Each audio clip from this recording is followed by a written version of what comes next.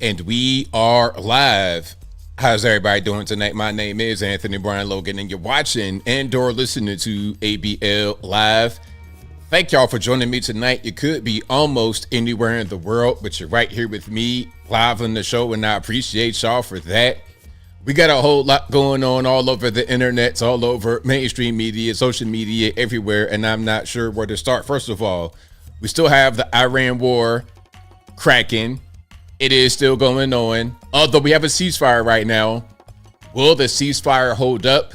Will the ceasefire expire on Wednesday and we get back to bombing? We'll talk about all that a little bit more a little bit later. Also, the Strait of Hormuz. It was open, now it's closed, but it's open, but it's closed. We'll talk about that back and forth a little bit more a little bit later. Also, UFO and/or UAP disclosure. Are we going to get it?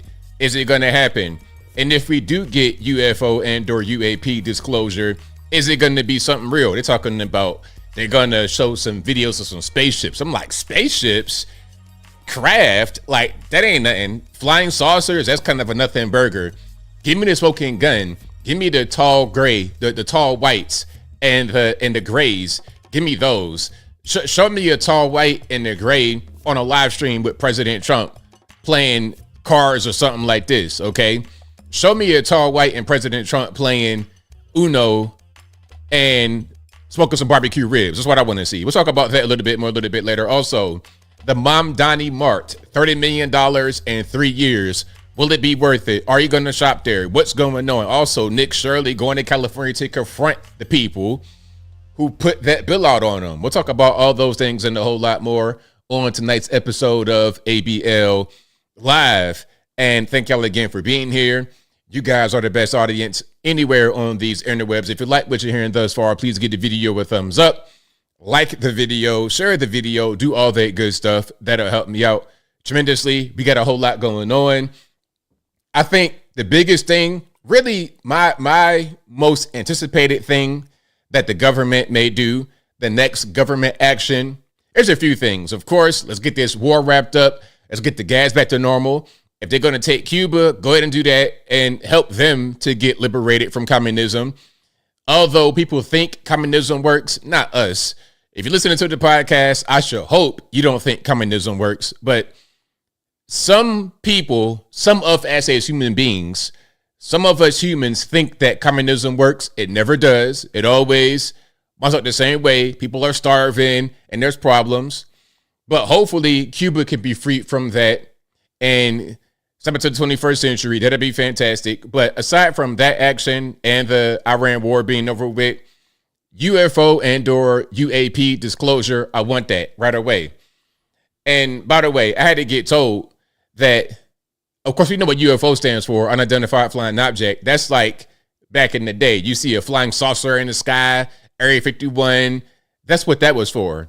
Then it became UAP, unidentified aerial phenomena. Now, for me, when they came up with that, I'm like, okay, you just rebranding what a UFO is. It's in the sky. You don't know what it is. Okay. Unidentified aerial phenomena. Maybe it's not flying. Maybe it's just sitting there glowing or something like this. So it's just in the air. You don't know what it is. But now UAP stands for unidentified anomalous phenomena, which could be anything. You see a ghost, you see an orb, you see something that don't make any sense. Any kind of weird thing that you witness, that you see, that you hear, that you can't explain, that's a unidentified anomalous phenomena, like an anomaly. What is this? I don't know. But what I want is for them to disclose all of that. I don't think they're going to disclose everything. If they do disclosure, when I say they, I mean in the federales, the federal government, I think what they are going to put out there is some crafts, some videos of something over some water. Like, okay, it'd be a big unidentified craft hovering over the ocean. They might show that. I want to see the tall white Nordic aliens, the gray aliens, and I want to see some other stuff going on. I want to see some real life magic. Okay, the little magic tricks you see at a birthday party, that's all good and well, very entertaining. I thoroughly enjoy it, but I want to see some real magic, some real stuff that I know they got. I know they have it, but we'll see. And I think if it is not revealed by the government, if it is not disclosed by the government, we may start to see some stuff that may be a little bit confusing. They say that if Christians see it, like if you're like really into your faith, and if you are, that's a fantastic thing. But if you're not really into the technical side of it and you're more into the faith side, it might frighten you. You might think it's a demon or something like that. And I'm not saying it can't be, but in other cultures, they'll look at it differently. If you're a Muslim and you believe in the idea of a jinn, that's kind of what it might be. A trickster, a shapeshifter, or something like that. Regardless of what you want to call it, I want to see them disclose that. But I think the actual disclosure will be it's a flying saucer. That's fine. If you could show me a video in 4K of something as big as a football field, like if you could show me Truist Park flying in the sky at the speed of light, that's cool. I'm not mad at that, but I would like a little bit more. Do y'all think that we're going to get disclosure? If you look on some of these betting apps, like I think Kalshi, Polymarket, the probability of disclosure is very high. It's really, really high right now. And it's been amped up a lot ever since Trump said something. Trump said, hey, we're going to show some stuff pretty soon.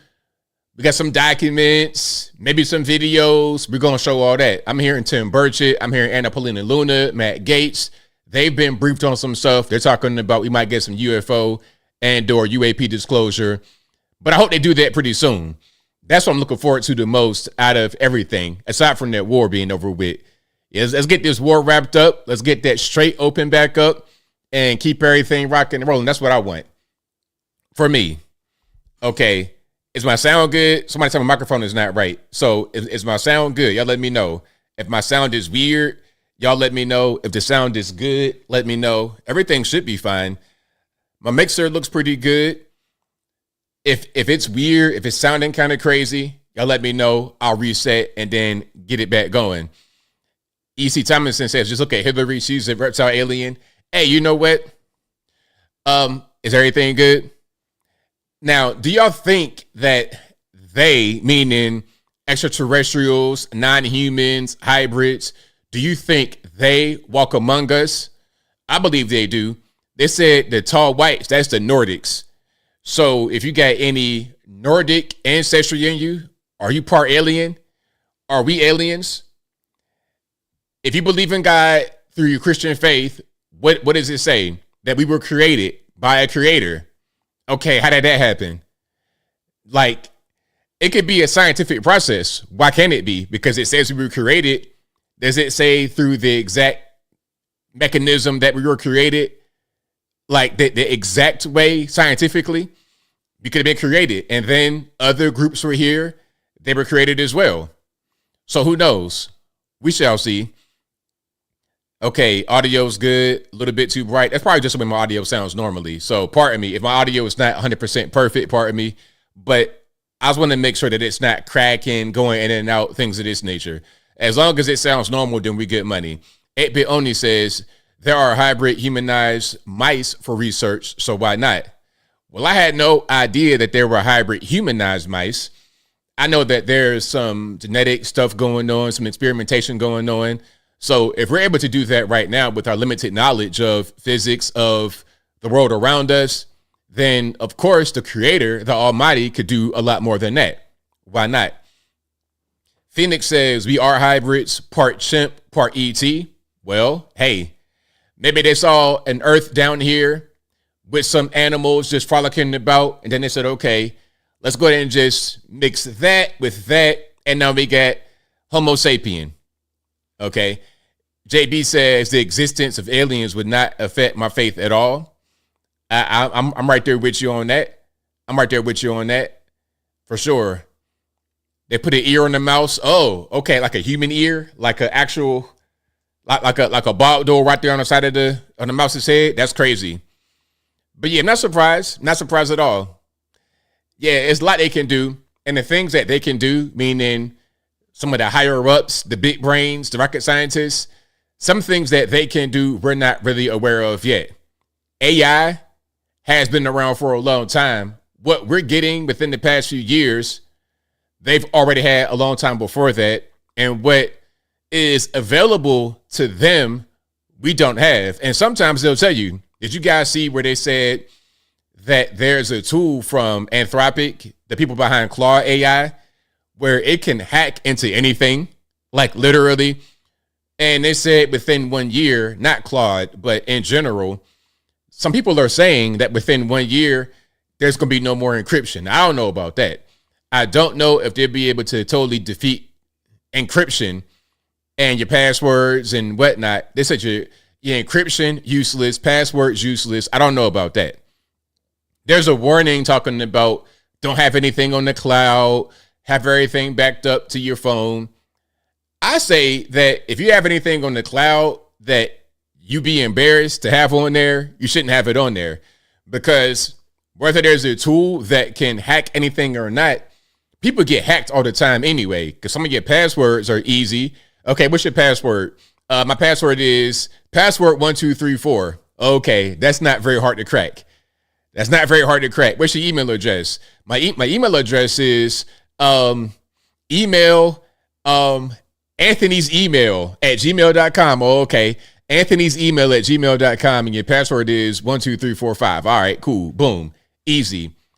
That's easy enough to break in and find whatever they want to find. And then they can use this tool that could just hack without really doing much of anything. So we'll see. We'll see how that whole thing goes. We shall see. Rex Walker says, I'm Nordic. I don't know if I'm an alien. No, we're all aliens to a certain extent. I mean, I guess we're not aliens anymore. We've been here for a very long time. But we'll see. We'll see what's going on. But yeah, the UFO disclosure, I'm looking forward to that. Trump said it could be happening pretty soon here. But if it's just about some videos of some flying saucers, I'm not going to really be sold, especially since they have already told us that we have AI that can make a lot of things look real that may not be real. I'm not really going to be impressed by that.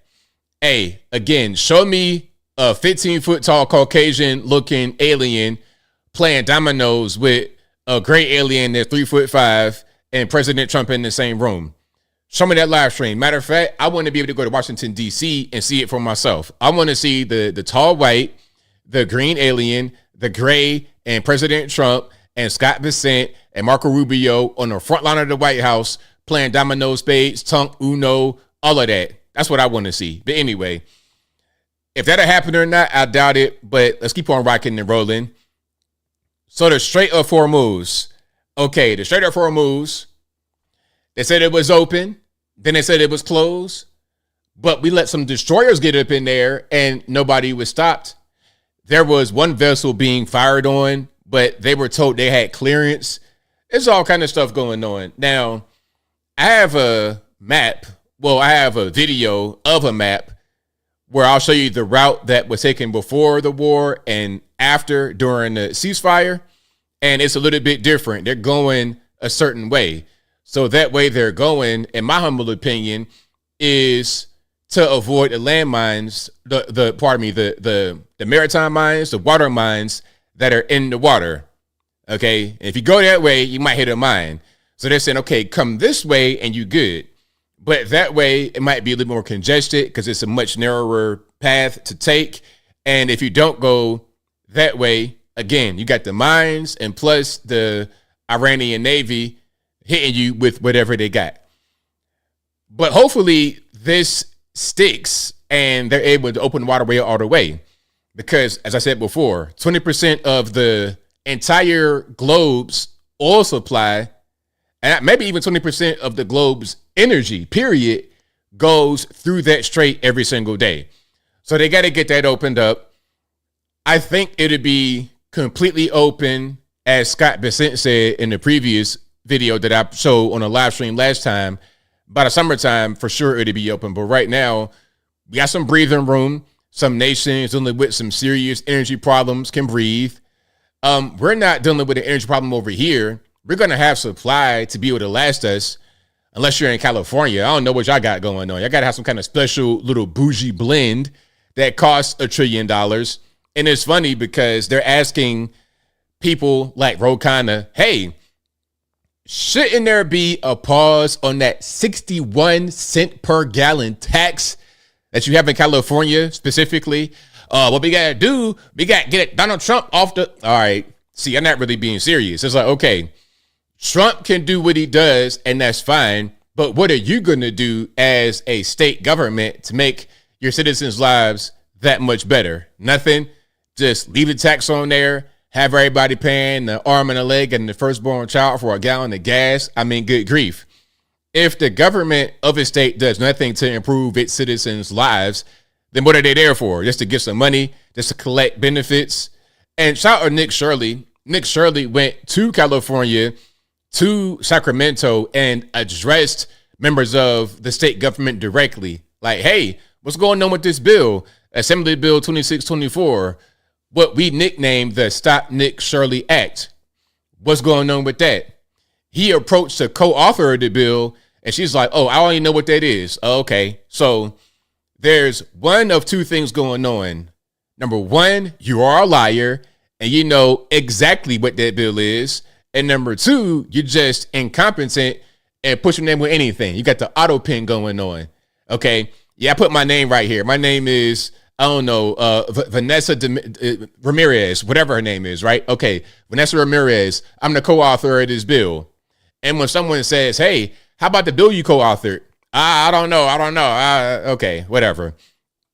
Either way it goes, that looks like someone that I would not want to have in charge of my particular district, of my bingo hall, of anything. I would not want that person to do anything aside from just sit at the house and get fat and stay there. So she's not going to go outside and vote or get in the way of society functioning the way it should. And California is so beautiful as a place, as a state, as a location, as a geographic entity. California is beautiful, but the people, they're so bad. The leadership is so bad. My goodness, I pray for y'all in California. Y'all got to do it with Scott Wiener. You got a 6'6". What do you call a guy like that? A guy that's like super freaky and extra weird, LGBT. You got a 6'6", they, them. Okay, you got, rather than this guy being a basketball player, a baseball player, he could have been Randy Johnson, Greg Maddux. I'm showing my age. He could have been anybody up on that mound. He could have been throwing heat, 95 out the gate. He could have been that guy that at best got cancer from chewing tobacco in a baseball field. Rather than doing that, he's out there with this crazy voice. Hi, I'm Scott Wiener. The crazy voice, okay, proposing the most ridiculous and perverted rules in the entirety of the nation. And speaking of weird and perversive, there's also an issue happening, I believe, in Illinois. If I'm wrong, y'all correct me in the comments, but one of these states, they're talking about they're going to decriminalize the transmission of HIV. So if you knowingly, from what I'm able to read, and I could be wrong, if you knowingly transmit HIV to somebody, it's not even a crime anymore. Now, back in my day, doing something like that would get you locked up. Big rocks, little rocks. But what are they going to say? What's going to be the argument against that being criminalized? Oh, you're marginalized in the LGBT community. Oh, so we're admitting that it's an LGBT thing normally. Do you know your chances of contracting HIV are slim to none if you're not a gay man and if you don't shoot drugs in your body using needles, sharing needles, because that's the main way it happens. You're a gay man and or you are an intravenous drug user. That's usually how it happens. I'm not saying it can't happen any other way. I'm not saying it can't happen between a man and a woman, but usually that's the way it goes. Do you know that if you are a gay black man, you have a 50% chance of catching HIV? 50. 1 out of every 2 gay black men will catch HIV. If you're Hispanic, 1 out of every 4. If you're white, I'm not quite sure. It might be right around the same level as the Hispanic, 1 out of every 4. So 25% of Hispanic, 50% of black men. Now, if you're a regular normie just out here chilling, minding your business, what are your chances? Again, if you're not a gay man and you don't shoot drugs in your body with an intravenous needle, then you're not really that much at risk. Although there's still a problem if you living in a place where there's a lot of that kind of activity going on and you live in a reckless lifestyle. But anyway, so yeah, it's not going to be a crime anymore because they say it's going to affect the LGBTQ element of P, X, Y, and Z. Just like monkeypox. Remember that? They were trying to make that be a big thing, as big as COVID-19. But then there were some stories that came out.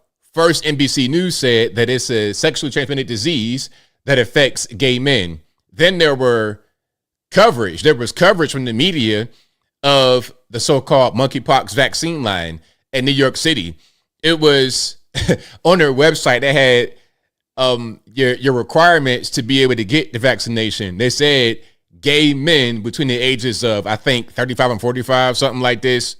When they had the vaccination rollout in New York, it was blocks full of youngish looking gay men. And then when the virus began to pop up in children and dogs in the home of gay men, all of a sudden it wasn't a problem anymore and the story went away. Oh, okay, I see what's going on here. But yeah, shout out to everybody who takes care of themselves and is not involved in the extracurricular freaky activity. Shout out to you. And if you are a lawmaker in a place like Los Angeles, California, San Francisco, Chicago, etc., shame on you for allowing these things to persist, allowing this kind of harmful health situation to persist. But hey, it is, yeah, hey, that's right, Patrick. Half the city, they were out there. They were outside. So yeah, I am super good on going to New York City anytime soon. I don't even want to be around that element. I don't want you to cough on me and the whole brand new variation of a virus just enters my bloodstream. I don't want that. And speaking of New York City, Zohran Mamdani, we got a Mamdani Mart, $30 million. Now, I may ask y'all this question.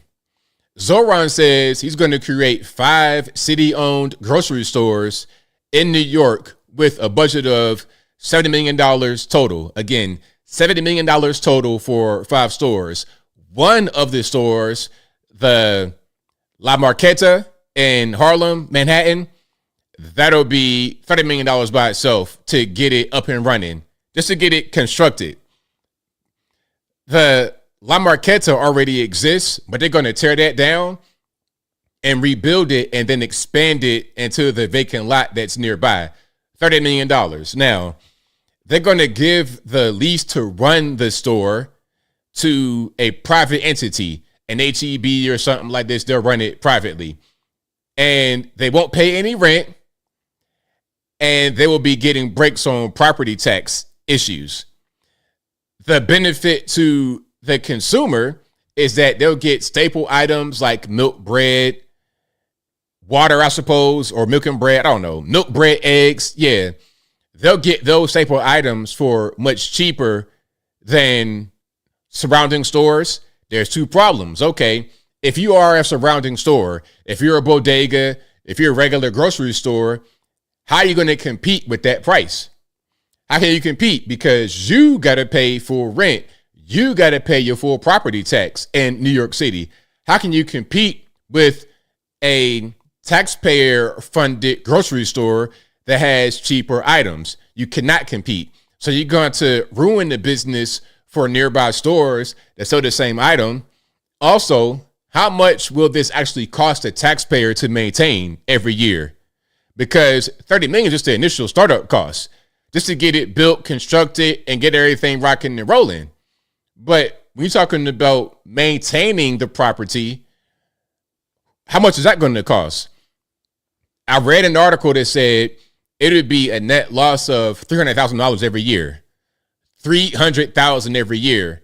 That's just an initial study. And we all know when you put things in the study, when you research it, sometimes the actual cost will exceed what you thought it was going to be in the beginning. You thought it was going to cost $30 million to build, but by the time 2029 comes here, which is when it's going to be finished, that might be $100 million. So you're going to go over your budget. Just like in California, they got this nature bridge, right? That thing is costing $112 million and it's still not finished. It's still not anywhere near being finished, but it costs $112 million, way over budget. And again, you got to have the maintenance costs. We're talking about rent, paying rent. Rent goes toward things like maintenance. Somebody would say, if you own a property and your mortgage is X, the rent should only be X. It shouldn't be anything above X, it shouldn't be Y because you're just being greedy.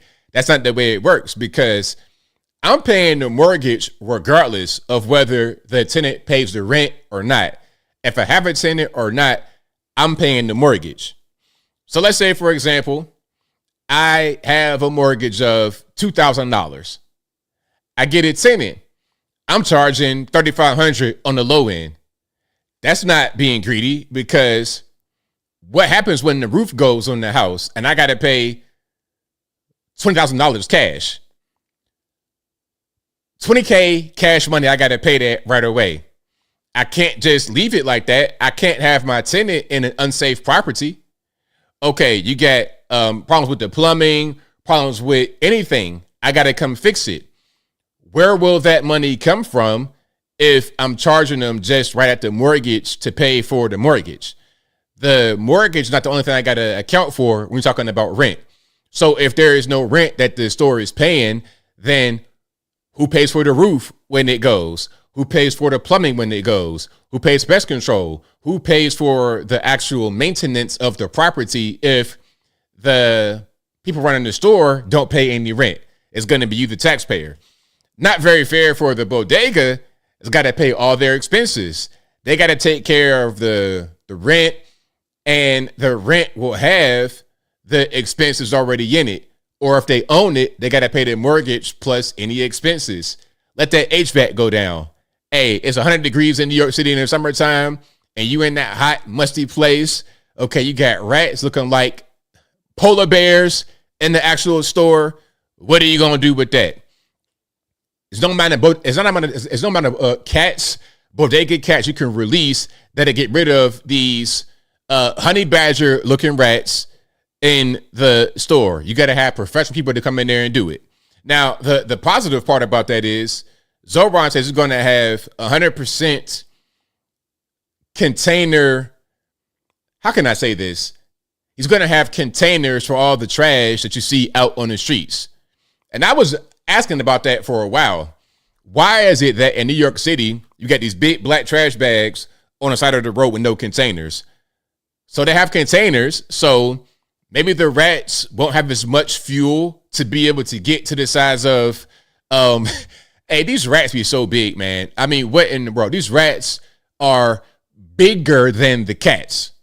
The cats are like, hey, man, I got to go in the gym. I got to get some steroids in my hind parts or something to measure up to the rats. The cats got to go to a training program. Hey, forget the bodega cats. You might need some bodega tigers in there. Get some baby tigers that ain't too aggressive, okay? And keep them kind of controlled a little bit. Put a little bit of chip in their brain so they don't go totally crazy. Get some baby tigers to deal with the rat problem. Now, you might get the occasional consumer trying to get some bread from the tiger, and he might maul them, but hey, that's why you get insurance, right? That'll be the taxpayer money, okay? That's part of the building maintenance. A tiger maul somebody trying to get a loaf of bread. It's okay. As long as you can get that rat population down, it's fine. People always say, come to New York, ABL, it'd be fun. Oh, okay. Well, when you guys get the rats under control, I'll come. When you get them roaches that's like this big, hey, the roach be like that big, right on your face in the subway, like this. I don't want that. Get that under control and do me good money. But anyway, shout out to you guys. I appreciate y'all for rocking and rolling. If you like what you're hearing so far, please give the video a thumbs up. Like the video, share the video, do all that good stuff. That'll help me out tremendously. But yeah, shout out to Nick Shirley for going to California and confronting those people. I mean, he's a brave, he's one of my favorite YouTubers, influencers, journalists that exist. Him, Peter Santinello, guys like that are fantastic. But I think about a lot of these influencers or whatever you want to call them, journalists. I like how different guys offer different things. I like that. Everybody not just doing the same thing. Anybody that asks me, hey, ABL, how can I become a YouTuber? How can I become an influencer? You must do something different than what others are doing. Can you identify a problem and solve it? Nick Shirley was able to identify a problem with fraud, waste, and abuse and go out there and solve it. I think that he is the reason why California is doing anything about the waste, fraud, and abuse.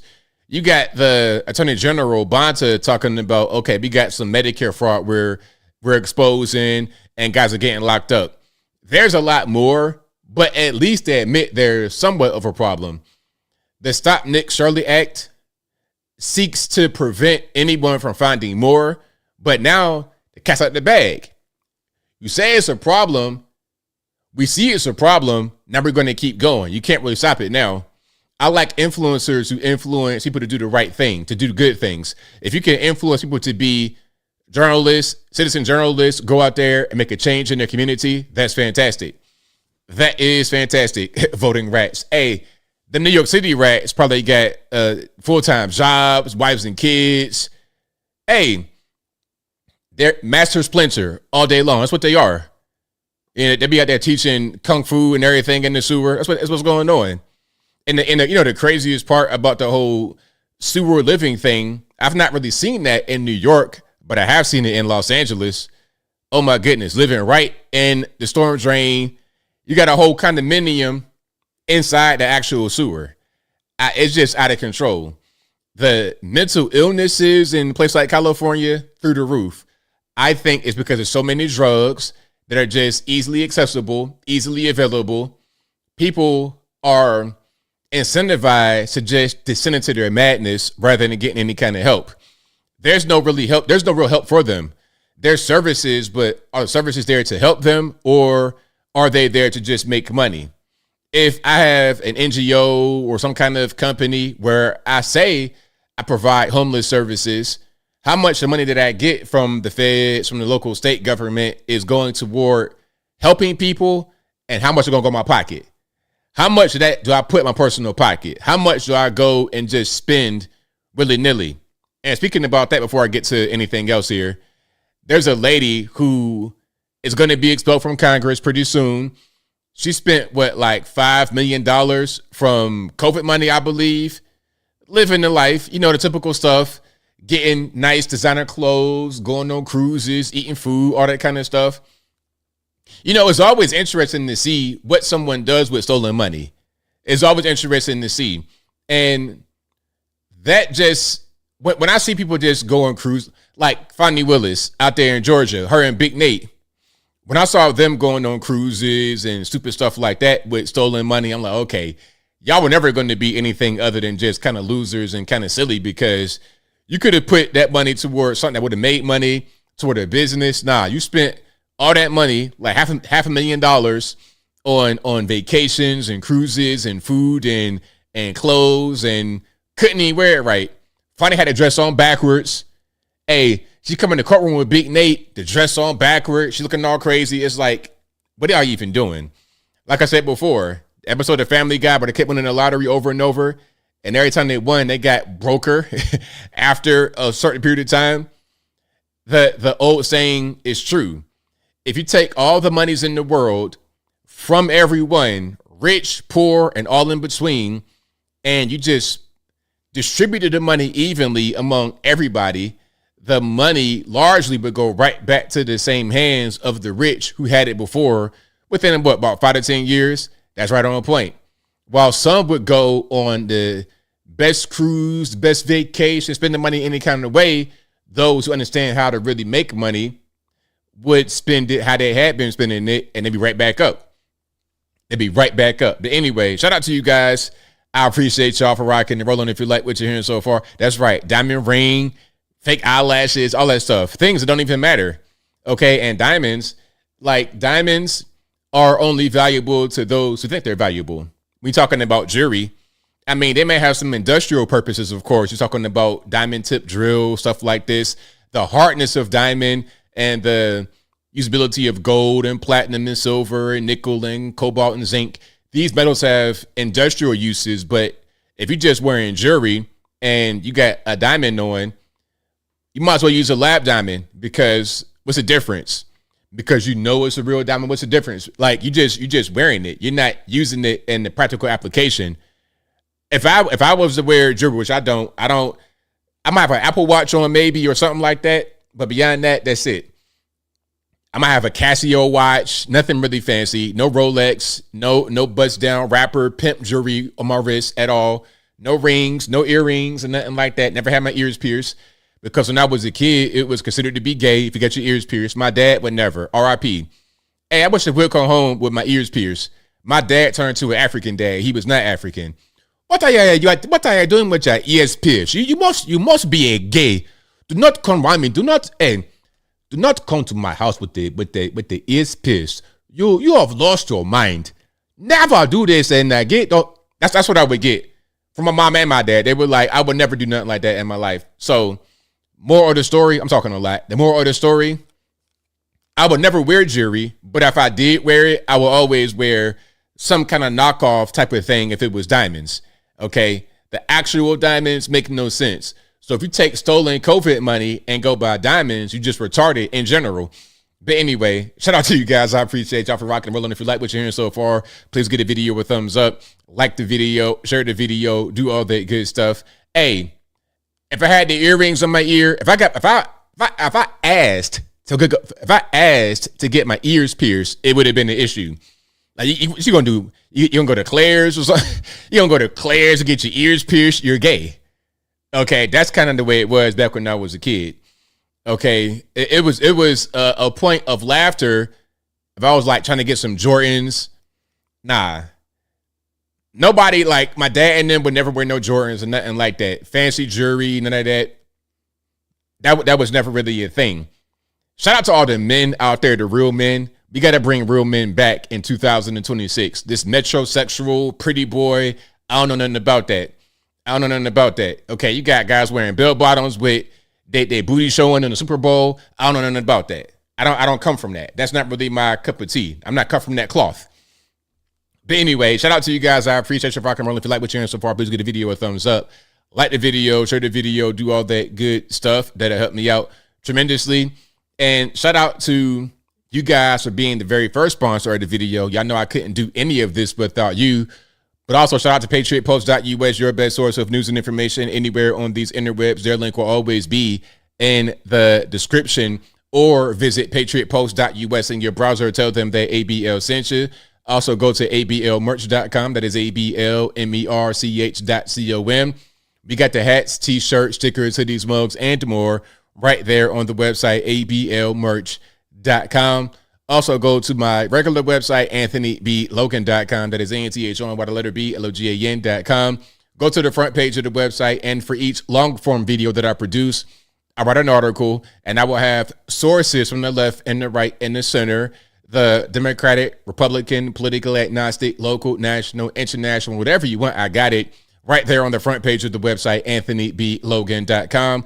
Also go to the contact page of the website, anthonyblogan.com/contact-us. There you'll be able to find my email address, my snail address, my UPS box, of course, my social media accounts, my Facebook, Instagrams, Twitter, never going to call it X, TikTok. All my links are right there on the contact page of the website, anthonyblogan.com/contact-us. And as I always say, if you ever think you're conversing with me on the interwebs or not, you're probably not. If you did not email me first at contact@anthonyblogan.com. Again, contact@anthonyblogan.com. And you don't got to remember the email. It'll be right there on the contact page of the website. If someone DMs you or emails you first, or they send you a comment and it looks weird, looks too good to be true, it probably is. You already know what it's going to be. It could be a guy over in India, no flip-flops, straight dirty feet with a polo shirt. It could be him. Or it could be a guy over in Ukraine talking about, hey, can you send me this? Can you send me that? I got some borscht to trade. That's not ABL. Okay, I don't even know nothing about borscht. Never had it before in my life. I'm sure it's delicious, but I don't really do that. Or it'd be a guy over in Lagos, Nigeria. They might even have an ABL clone over there. They clone Tyrone. They clone ABL over there. He could look just like me, but that voice ain't gonna be right. They can't really clone that yet. Okay. You're still going to have some of the African accent. It will still be in this chest. It won't be accurate to me. It's going to be a little suspicious. It's not going to be right. So if you hear that, if you hear this, you know it's me. Okay, you know what? If you hear this, but if you hear this, it sounds a little bit too African. It doesn't sound American at all. That's not me. Okay, so don't be fooled in 2026. Don't get scammed out of your monies. We don't have time for that. I showed y'all the article of the dude who got stolen, who got his life savings stolen. 1.6 M's, black dude, got scammed by another black dude in Uganda, which is crazy. It's like, you know what? If I'm going to get scammed, it won't be a Ugandan. And shout out to my Ugandan people. I love y'all. Shout out to Kampala and Tebe, the whole thing. Lake Victoria, you guys are fantastic. But I'm going to get scammed by a Nigerian dude because it's what they do for a living all day long. You know what I mean? Some of the Yahoo boys, okay? Not all Nigerians, but the Yahoo boys, they on that 24/7. A Ugandan, it's like a little part-time situation. And it was funny because the Ugandan guy said, I was kidnapped and I was taken to Cambodia. I was against my will. I had to scam. It's like, bro, please, you did not get kidnapped anywhere. You were sitting in Kampala on the side of the road in the tuk-tuk on a cell phone getting money all day long. Keep it real. But anyway, UFO UAP. So President Trump was at the Turning Point Action event and dropped an announcement saying, hey, we might, put some stuff out there for you guys. Let's check it out. What's the false of me, brother? I don't have what you are requiring. I'm reading the comment right there. All right, let's keep on going. As you remember, I recently directed the Secretary of War. How good is Pete Hegseth doing, by the way?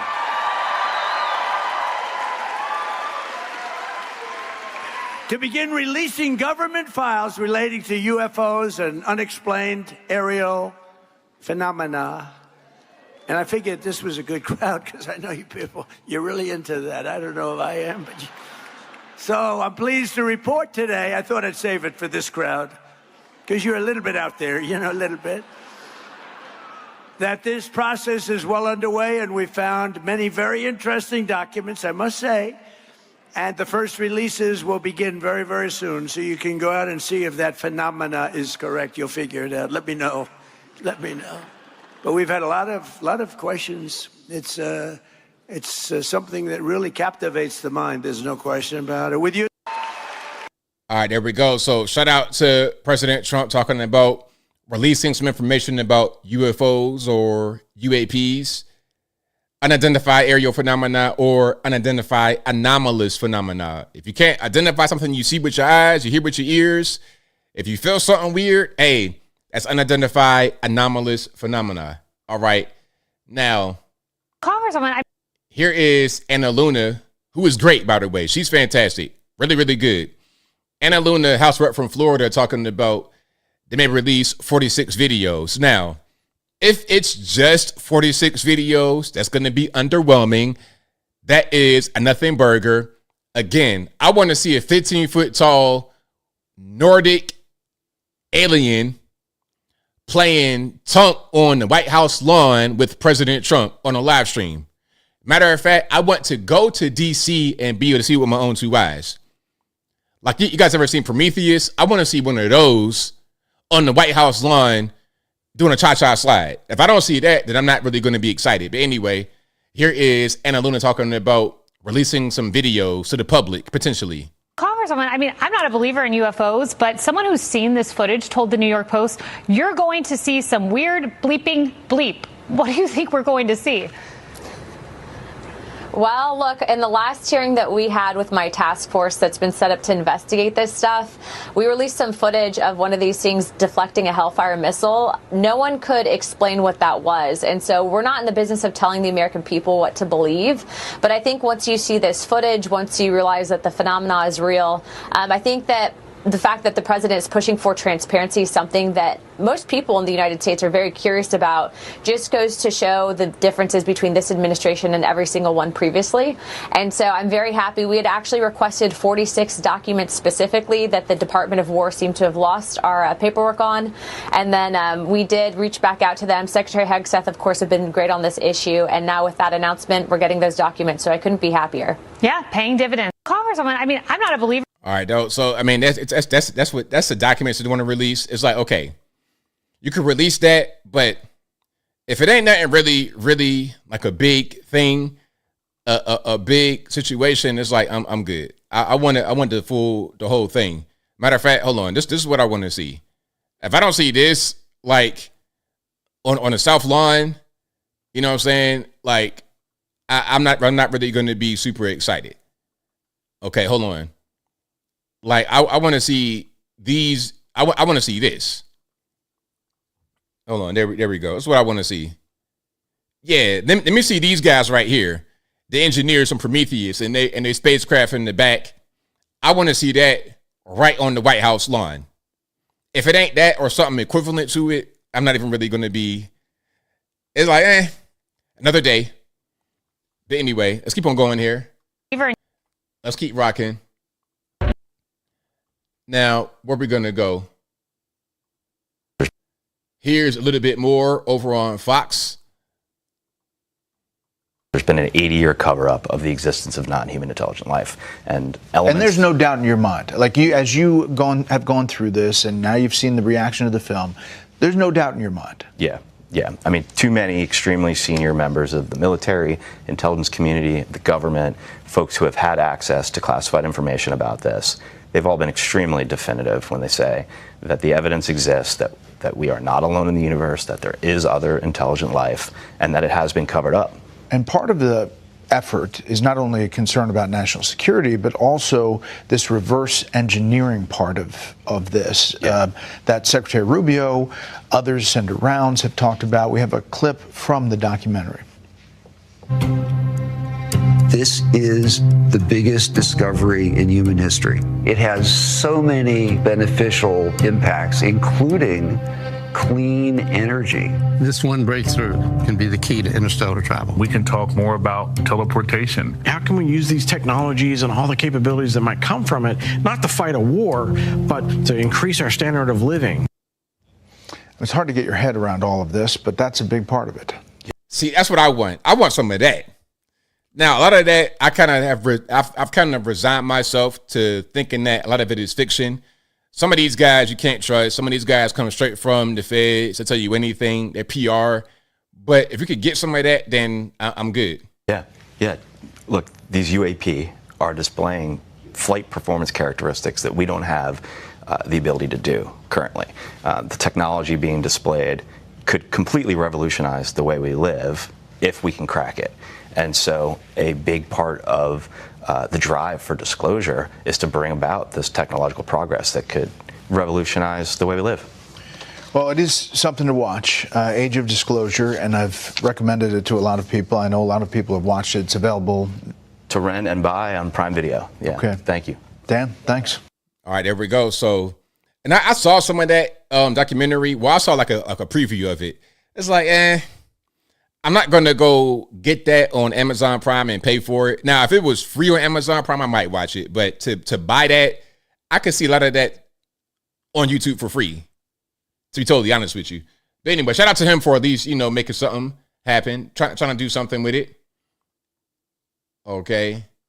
Here's Tim Burchett talking about it, saying these are not our tech. It's not ours. It belongs to others. Who those others are, who knows? Won't go too far into it, but I've talked to folks that are at the highest levels, and they will tell you that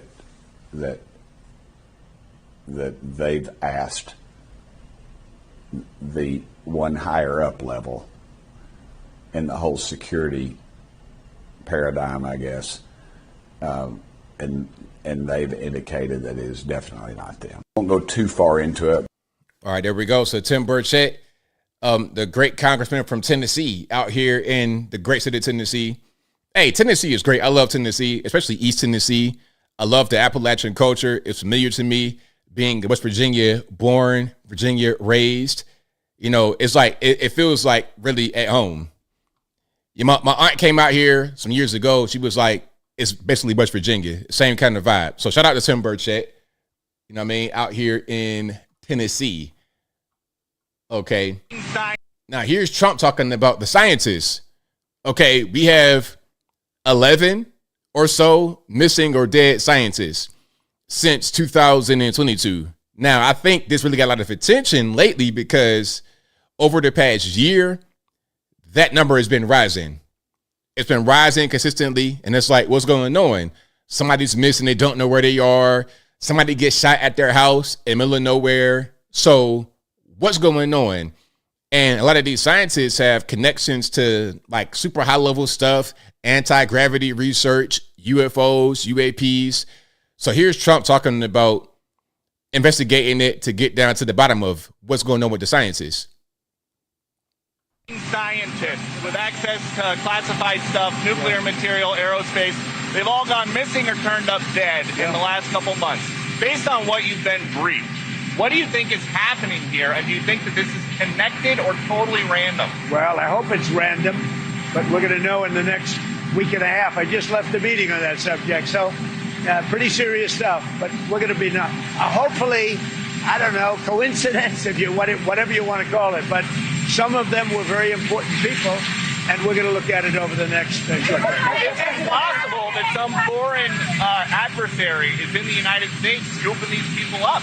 Well, you know, Biden had open borders. It wasn't very hard to get here, but we've gotten many of them out. You know, we've caught many people, many very bad people, including thousands of murderers that we've taken out of our country, thousands of drug lords that we've taken out of our country.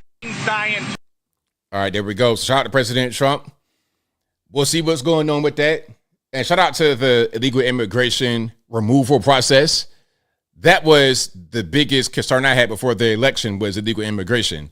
That was my biggest thing. I mean, we talk about other things that's going on, but getting the illegal aliens up out of here, that's so important because you had no idea who you had in the country. And some of these illegal aliens could be behind some of this killing because let's not act like there can be no organized crime that comes into the country illegally through southern border. I mean, you never know who's over here. It could be anybody from all over the world that comes here and does whatever they want to do. And we saw it on a lower level with some of the Venezuelan coming over here, doing whatever they wanted to do illegally, the gangs coming over here. You know, that's definitely an issue. Now, this young lady, Amy Eskerich, this is from 2022. Now, her death was ruled, a self, harm situation. But she was doing a lot of research.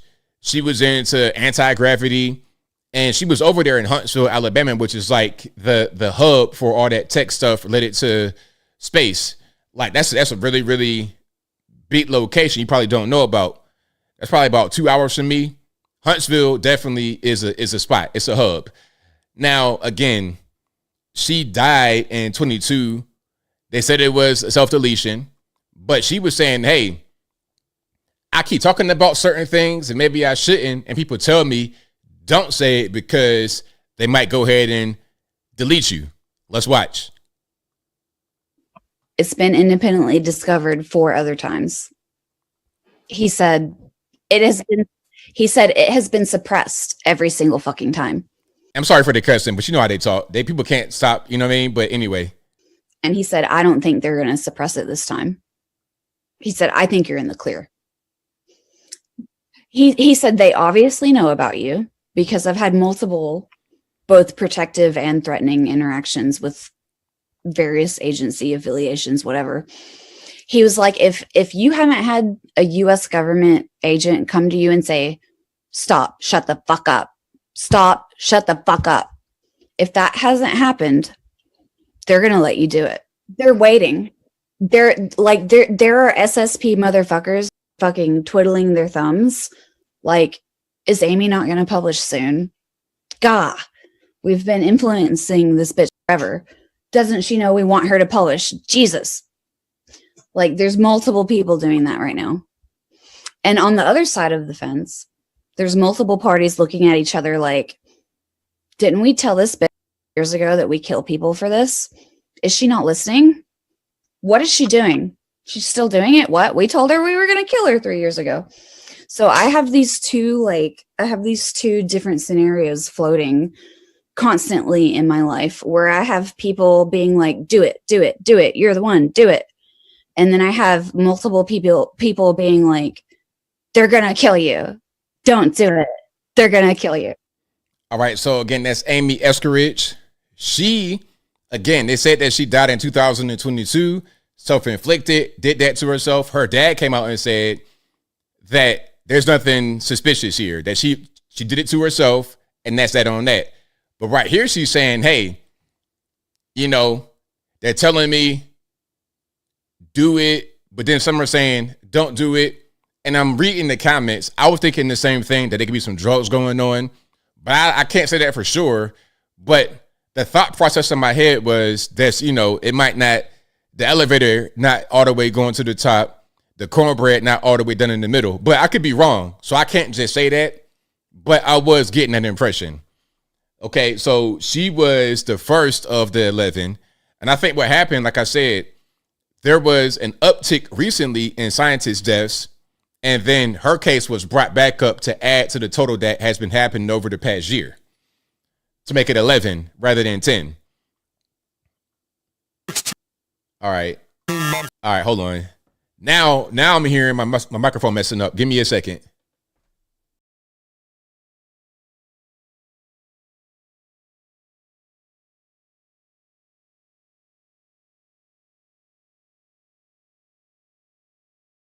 We should be back. We should be back. We should be good money. Okay, now here are some of the people who have vanished, some of the scientists who vanished. Time frame. Senior White House correspondent Jackie Heinrich is live with more. Hey, Jackie, what do you know?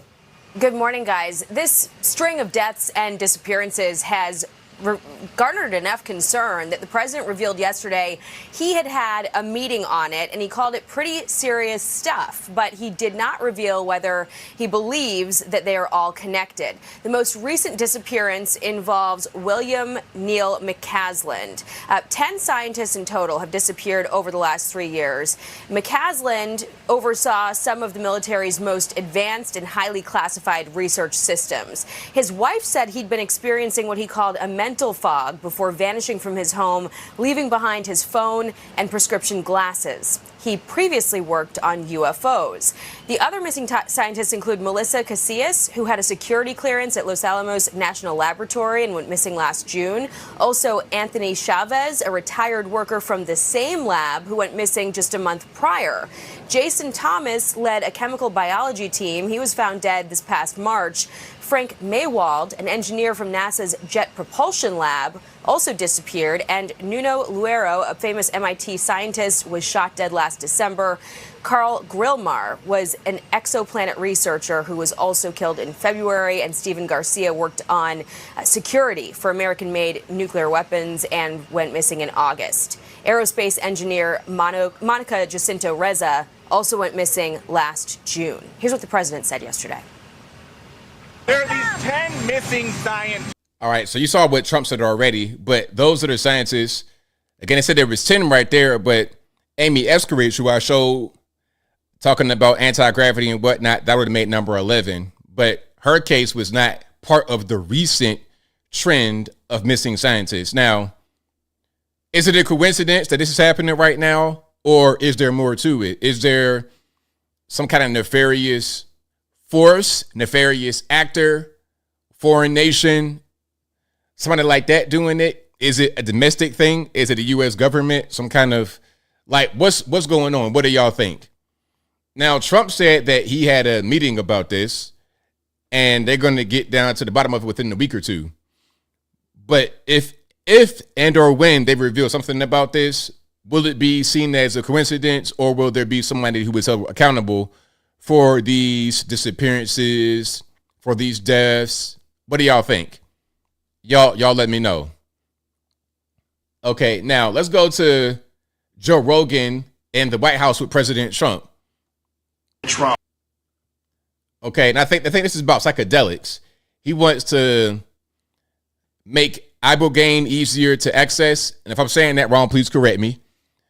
But Joe Rogan is a big psychedelics guy. He's into the DMT and the ayahuasca, all that kind of stuff. I've never done it, but I know people who have done it, and they say that it can be really enlightening. You can tap deeper into your mind than you thought you could. But anyway, ibogaine, I think this is more for PTSD with military. Okay, you got guys that have seen quite a few things overseas the ABL gang can help them get through that. So here is Joe Rogan in the White House talking about what's going on. And of course, that's RFK Jr. right there, right next to him. Check it out. Trump some information. We have a gigantic opiate problem in this country, obviously. In 2024, more than 80,000 people died of overdoses. It's a horrible number. And there's more than 5 million people that are addicted to opiates right now in this country. With one dose of Ibogaine, more than 80% of people are free of that addiction. With 2 doses, it's more than 90%. I sent him that information. The text message came back, sounds great. Do you want FDA approval? Let's do it. It was literally that quick. These drugs are illegal not because they're harmful. They're illegal because of the 1970 Controlled Substances Act that was passed by the Richard Nixon administration. They did it to target the civil rights movement and the anti-war movement. It's not because these drugs harm people. And for 56 years, we've lived under those terrible conditions. We're free of that now. We're free of that now. Thanks to all these people that we see next to me, and thanks to President Trump.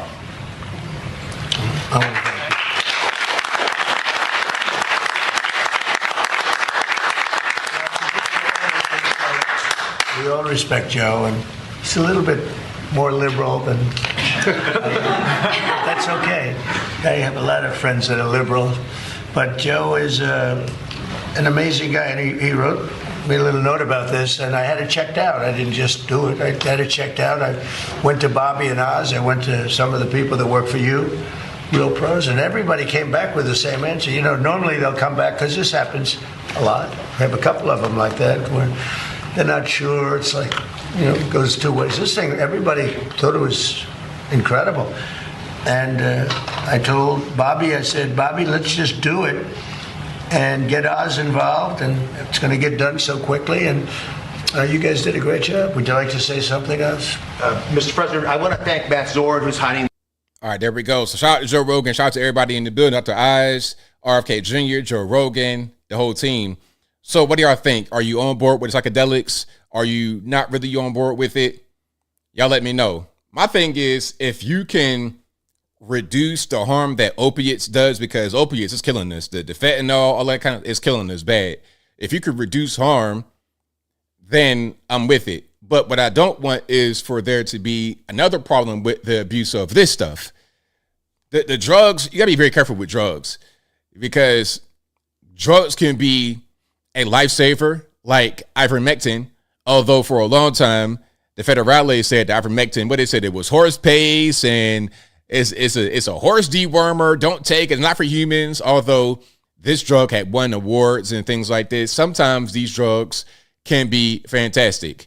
Natural remedies, herbs, they can be fantastic. But sometimes these drugs, these synthesized chemicals and other stuff can be very damaging and can ruin people in a very complex way. Okay, now, so here's a little bit more about that, about, you know, the reduction in anxiety, depression, etc. Experienced an 80 to 90% reduction in symptoms of depression and anxiety within 1 month. Can I have some, please? I'll take some. I'll take whatever it takes. I don't have time to be depressed. You know, if you stay busy enough, maybe that works too. That's what I do. In Texas, I experienced an 8.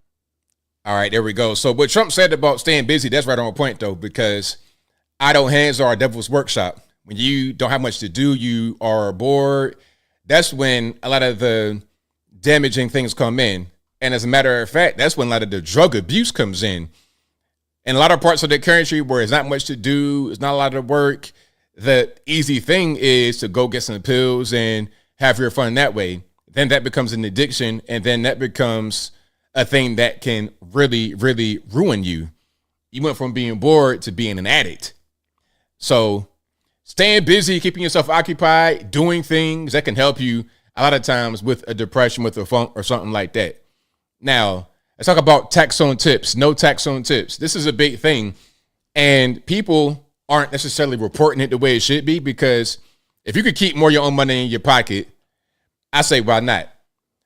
I knew some of the waitresses back in my day at the restaurant work, Old Country Buffet, and the tips, that was how they really made their bread and butter. That was the main thing. Now, some would say, oh, they should just get paid more. Well, that makes no sense, because if you pay the person more, how much can you actually pay them that will be the equivalent of the lower pay plus their tips? And if, let's say, if you were to pay a waiter or waitress the appropriate amount of money, whatever that is, pay them what they would make in tips in the hourly rate. Well, now you're going to have to increase the price of food, and you're going to have fewer wait staff on the floor at a time, which will reduce service. So you're going to get worse service and more expensive food, because you want them to get paid the so-called right amount of money. If you pay them a lower amount of money and allow the customers to tip them when they feel, then everybody wins. The wait staff making more money. The restaurant can afford to have the food price at a certain point, and they can have more of them on the floor at a time, which makes for better overall service. And you know what? I go to a restaurant sometimes, and as I'm leaving, I see the waitress leave. She got right in the G-Wagon. She got right in the Range Rover. I'm like, okay, it must not be that bad. Hey, the tax on tips, once it came through for real, the tax on tips had to get that Range Rover. Anyway. But you know what? I saw, matter of fact, I'm gonna tell a story. Quick story. It ain't too crazy, but it's a little bit PG-13, but not really. But anyway, I'm at a restaurant and I'm leaving, and one of the girls she was not serving me, but she was in there. I saw her. She was leaving the restaurant, got right on her white Range Rover, beautiful Range Rover. I'm like, okay, like I said, them tax on tips must have came through. But she also had a BBL, so it might be a little bit more going on, but I digress. Okay, no tax on tips in Vegas. No tax on tips in Vegas. Let's see what's going on. It helps tremendously, honestly. So I'm super grateful for it. Being in a tips-based industry, you know, having something that allows for more consistency and gives me a little more breathing room when it comes to rent, gas, food, all that. I mean, it is a benefit. How much of your livelihood, your business, is dependent upon tips? Everything. What is the impact to you of the no tax on tips policy this year? It's been amazing. It helps Right on. So shout out to all the waiters, waitresses out there in Vegas and the tourist area. Hey, that no tax on tips is huge. It is really, really big.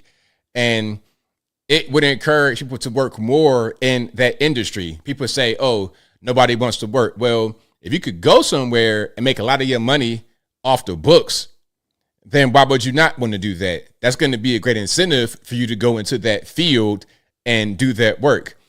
People talking about Americans don't want to work. Well, you got to incentivize us the same way you incentivize the illegal aliens, because the illegal aliens get all kinds of benefits. They don't got no driver's license. They could do whatever they want.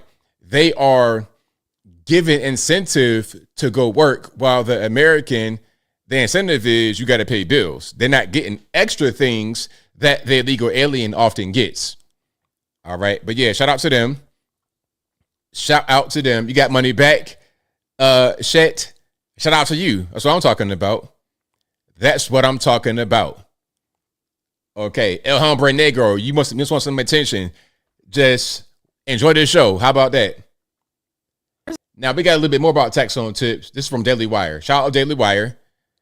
Okay. Let's check it out.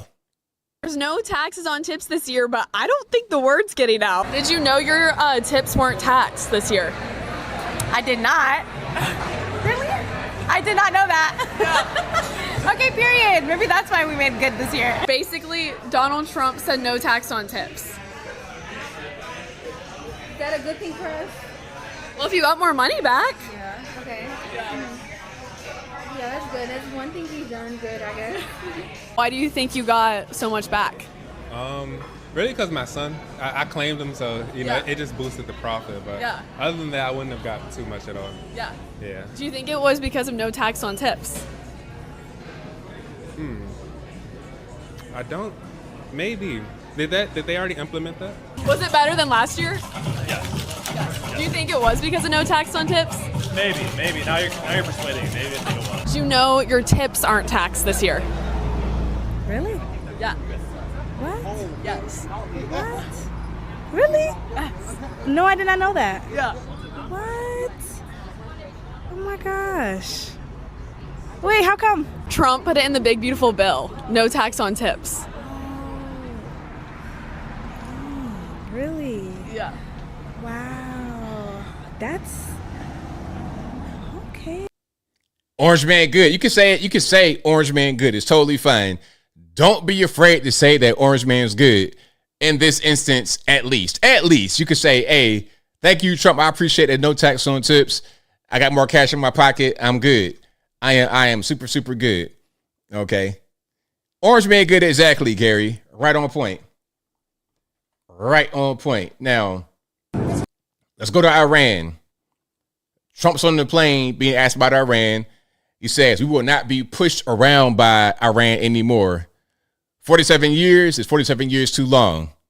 Dual says, what happens when AI robot servers and bartenders start becoming the norm? Well, hey, if that happens, if you have AI that can perform human tasks like in person, see, it's one thing to do a task that can be done by a computer. Let's say you're like a junior programmer and they get it to the point where they're not hallucinating, which might be for a while. That's one thing. Or like a mundane task that can be done by a computer, like writing an article. I can do that with AI. But physical tasks like washing dishes and serving food and drinks, if that can be done by a robot, then I think that we're all in trouble. I don't think we're there quite yet.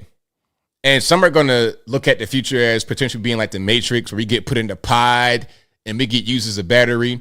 But the other future could be we sit in these big chairs and just get fat all day.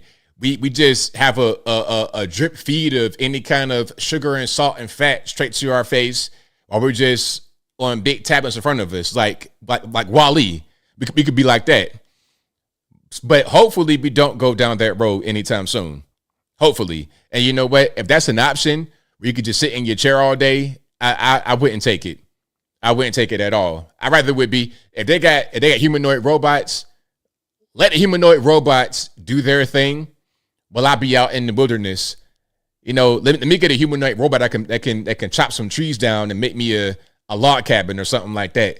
Yeah, that's what I would have. But anyway, Iran, we will not be pushed around anymore by the Iranian regime. 47 years too long. Check it out. Do you foresee something at the White House when this all does end? Yeah, sure. I mean, we'll have a party. We'll be great. Hey, we've been pushed around by Iran for 47 years, but not anymore. Right on. Let's keep on going here. We got a little bit more. The Strait of Hormuz. This is going to be a big point of contention, the biggest point of contention throughout this whole situation, because again, 20% of the world's energy supply, oil, fossil fuel, quote unquote, whatever they want to call it, comes through this channel every day. Many ships could be seen around the Strait of Hormuz on Saturday, as sources said at least 2 commercial vessels reported being hit by gunfire while trying to cross the waterway. Several others said they received radio messages from Iran's navy saying they were not allowed to pass. It came as Iran said it was bringing back strict military controls on the vital trade route, saying the United States was still blockading Iranian ports. In a statement reported by Iranian TV, a Revolutionary Guard spokesperson accused the US of repeatedly breaching commitments and, quote, acts of piracy and maritime theft under what it calls a blockade. The state news channel also read out a message by Supreme Leader Mojtaba Khamenei, who said Iran's navy was ready to inflict new bitter defeats on its enemies. The tough messaging injected fresh uncertainty around the Iran conflict. It raises the risk that oil and gas shipments through the strait could remain disrupted, just as Washington weighs whether to extend a fragile ceasefire. They can't blackmail us. US President Donald Trump said dialogue with Iran was ongoing. We'll have some information by the end of the day. We're talking to them. And, we're taking a tough stand. American side tweets a lot. Iran's deputy foreign minister said his country remained committed to diplomacy. But Saeed Khatibzadeh said no further talks with the US would be scheduled until an understanding is agreed that Iran will not give up what it sees as its rights under international law to uranium enrichment. We are member of Non-Proliferation Treaty.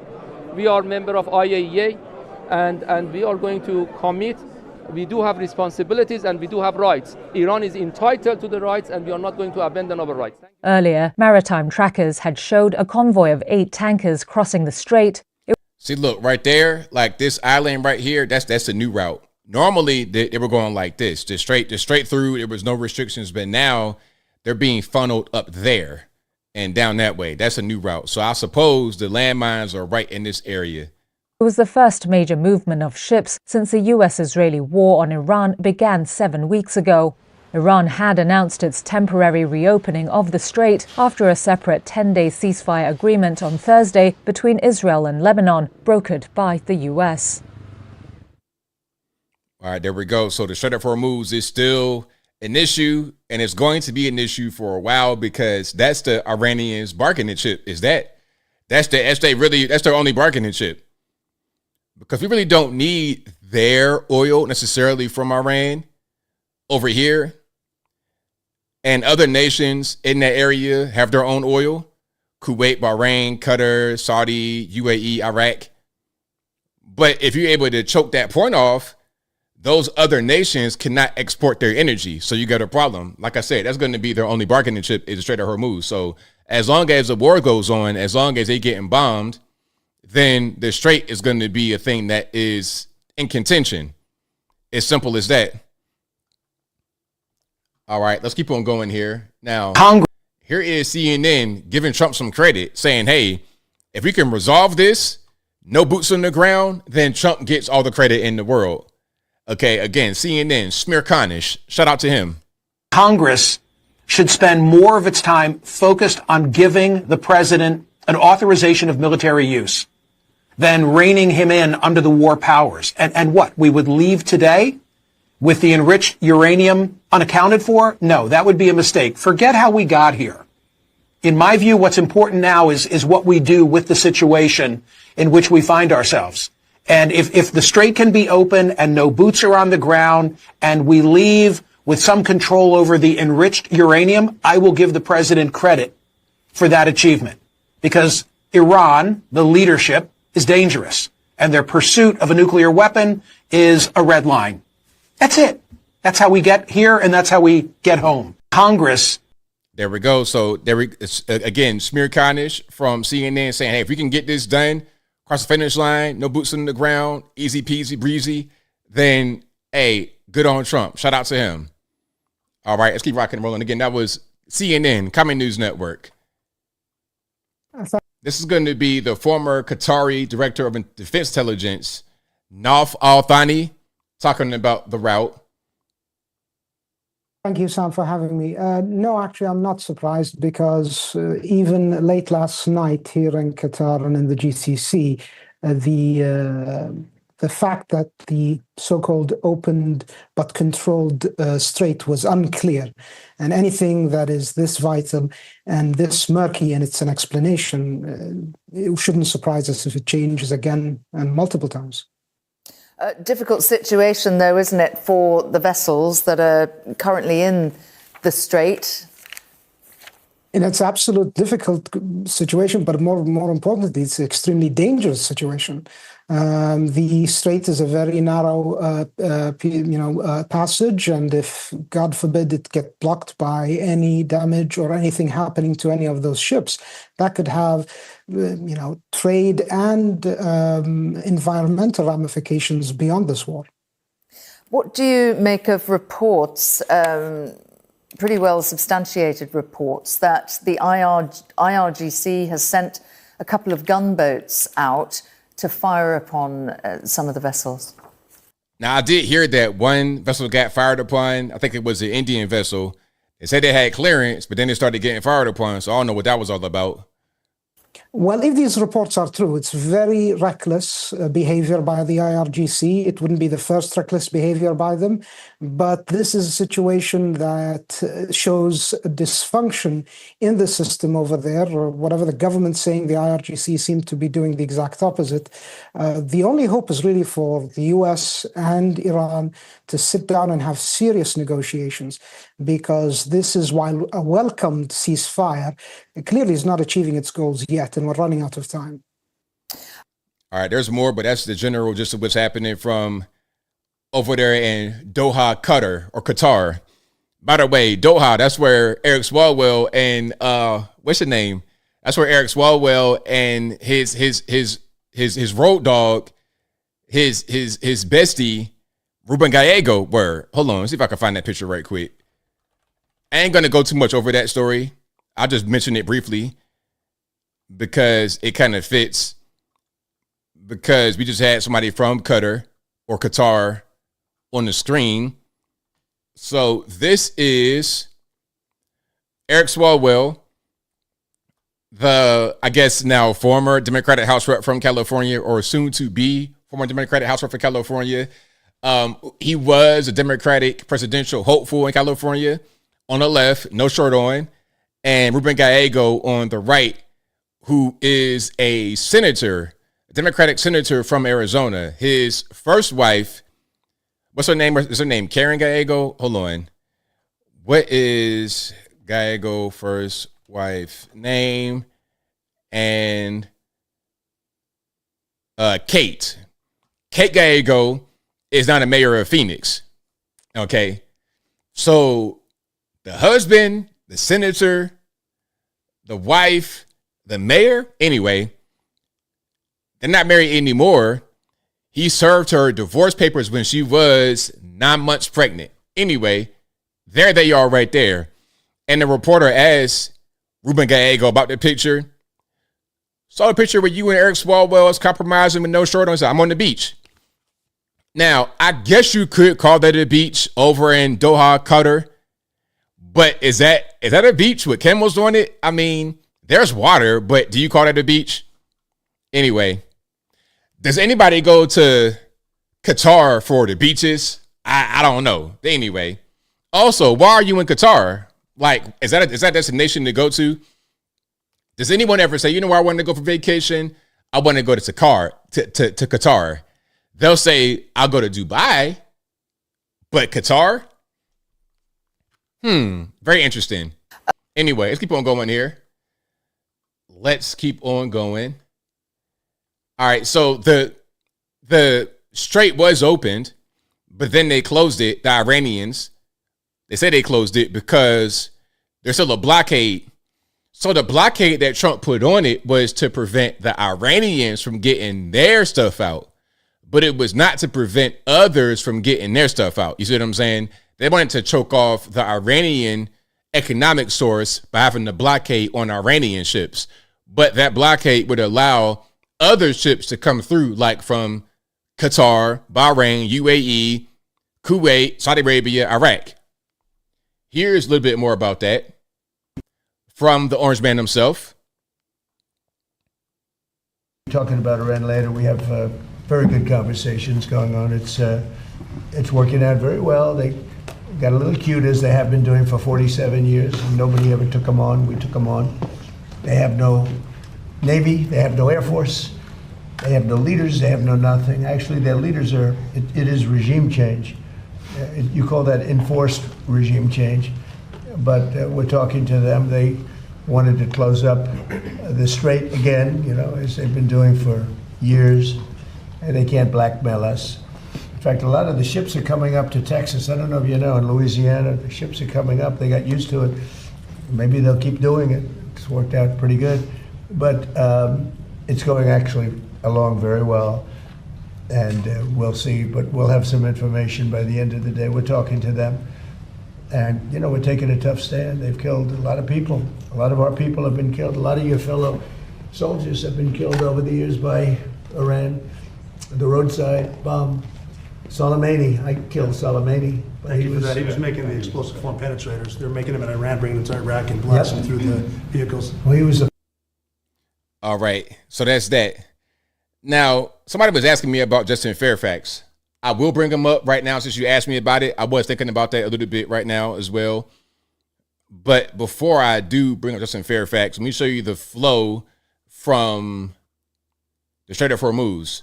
On the left, you're going to have before the war, and then on the right, you're going to have after, and you're going to see the way that the direction has changed, but the traffic has changed. At first, it's just going straight across, straight over the top right there. But then after the war, everything's going up this way through this little passage right there, through a very narrow passage. So that way they can definitely control it a lot more than they can right here. Okay, it ain't too much going this way. It's all going up that way, which again lets me know that the sea mines, I don't know if I said landmines earlier, the sea mines are going to be right in this area, probably like all through here. That's probably all off limits because you got the sea mines on the floor and they want to restrict travel to go up that way so they can toll you. Now, I don't know if they're collecting toll money. I don't know if that's still going on, but that's the way that the traffic is going through that way. And I guess eventually when the strait is all the way opened, they won't go that way anymore. They just come straight through here. Okay, so that's that on that. Now, okay, I got one more about that area, and then I get Justin Fairfax. And Justin Fairfax, as you guys know, he did that to his wife out there in Virginia. Before I go there, Dubai. People are leaving Dubai. Now, I would never live in Dubai, even before the war, all of that, because I know that area is volatile. And Dubai is not really a real city. It's a place created like a Vegas for them out there. Why would I want to live there? I only want to live in Vegas. I go out there to visit, but I'm not a West Coast person, so that ain't my cup of tea. And it's most certainly not my cup of tea to go to Dubai and live out there. But people are leaving because they see the same thing that I saw before this whole war even happened. Let's check it out. I'm leaving my home. That's what my friend Kim told me today when she left Dubai early this morning on one of the sporadic flights that Emirates is operating out of Dubai. Kim was heading to Chicago, finally getting out, despite a lot of frustration with the U.S. government. There was a little communication, not too much, to be honest with you. I was very disappointed in that. Kim feels really lucky that she and her teenage daughter were able to get seats on this flight. I mean, Oman Air, which is operating flights out of Muscat, is telling people driving from Dubai to allow 12 hours just to cross the border into Oman.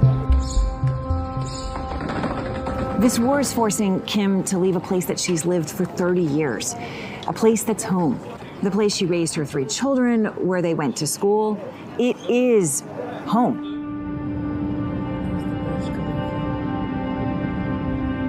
None of this was here when I was here 30 years ago. It just feels depressing and sad to leave it all. Kim filmed the Burj Khalifa on her way to the airport this morning, and she's a journalist, but I have to say, every single time I've been to Dubai, I take that picture, I take that video, because that building stands for the wealth and ambition of the entire Gulf. And now, no one knows what's next. But for Kim, at least right now, it's another goodbye. Grateful to leave, I'm sad to leave. I've called Dubai my home for the past 30 years. So it's been a bittersweet moment, but I know I'll be back. If it's me, I'm not coming back. I'm not coming back because that is a hot area of the world. And what's happening with Dubai is making them leave is that they're getting hit with them drones. They said that Dubai specifically got hit with drones just as much or more than Israel from the Iranians. So that's not a very safe place to be. Yeah, and it's not really a place that's designed to have bomb shelters. People were hiding in parking garages.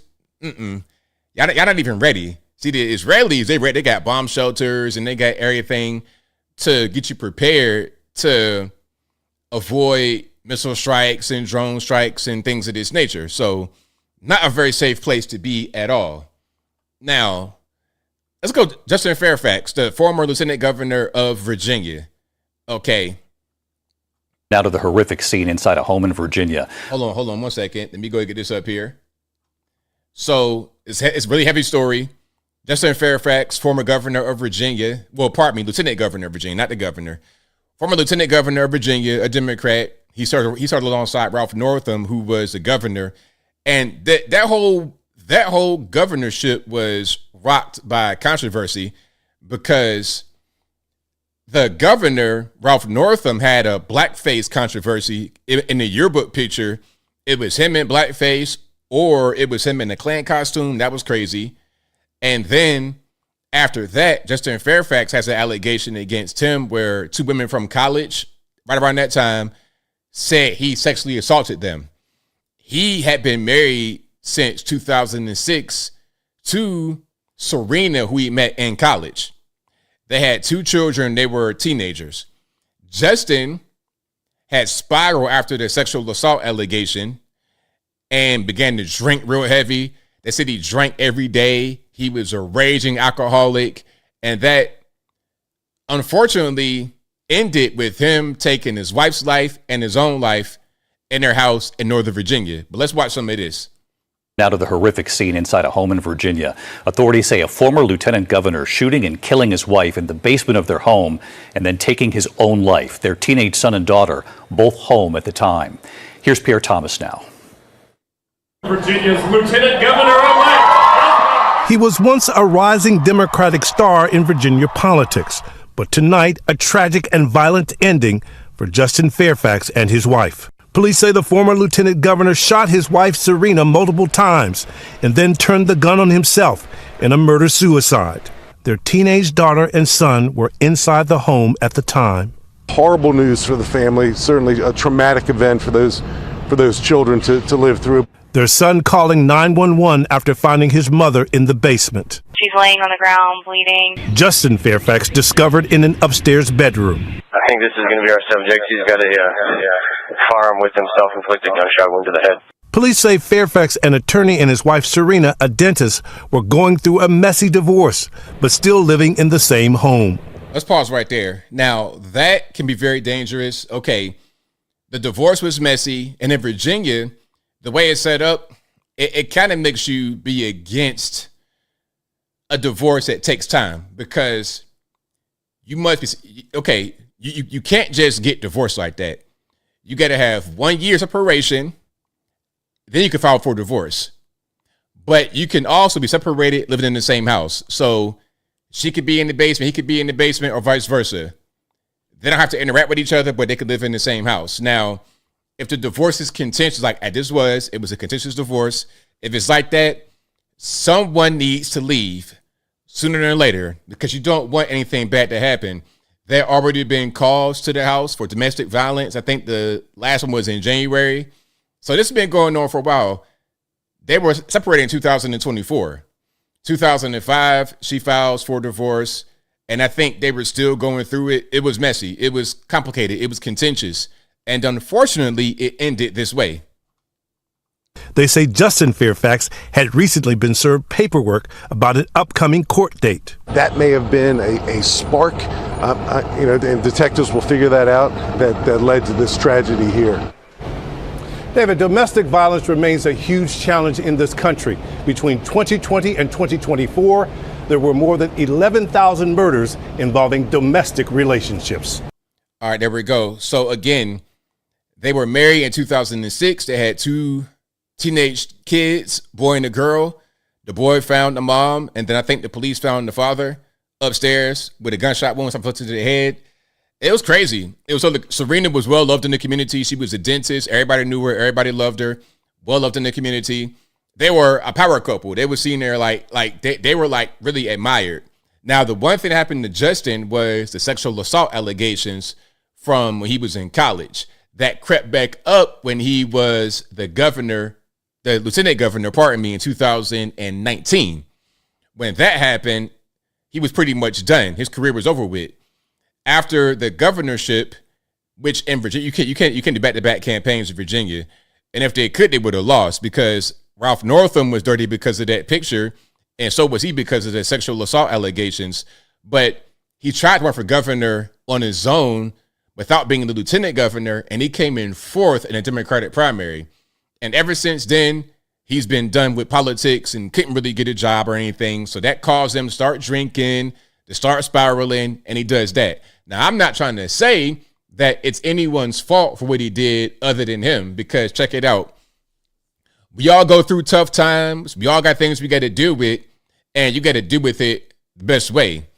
Your true test as a man in this world is how you deal with adversity.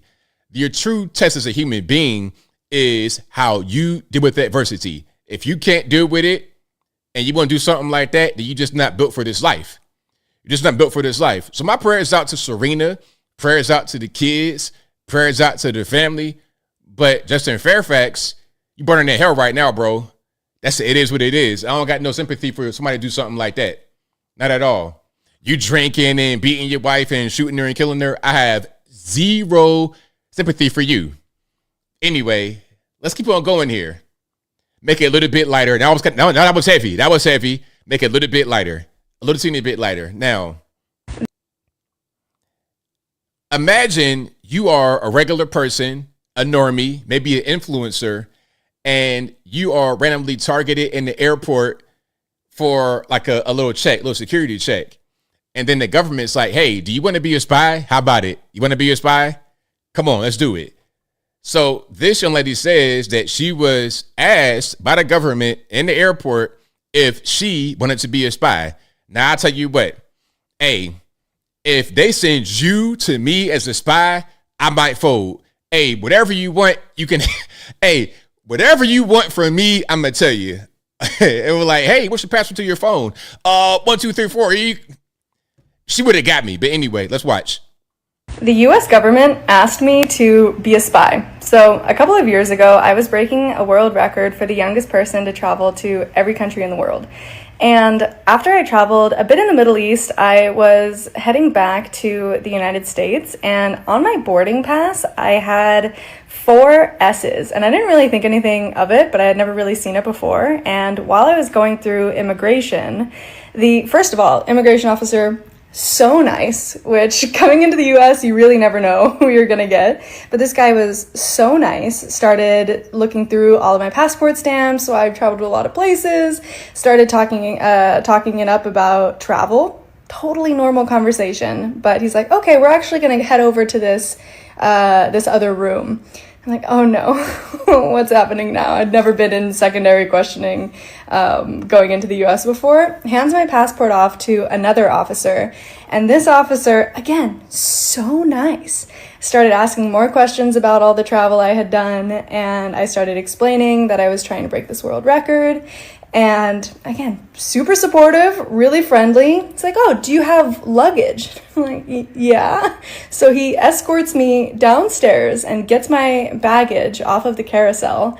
And as we start walking towards the door, he says, we at the US government, literally said it that way, would love it if you hear anything or see anything, especially when you're traveling in places like Syria or Yemen, that you could just let us know.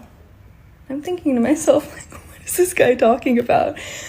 And he said, if you're comfortable with it, I would love to get your contact information so that we can discuss this further.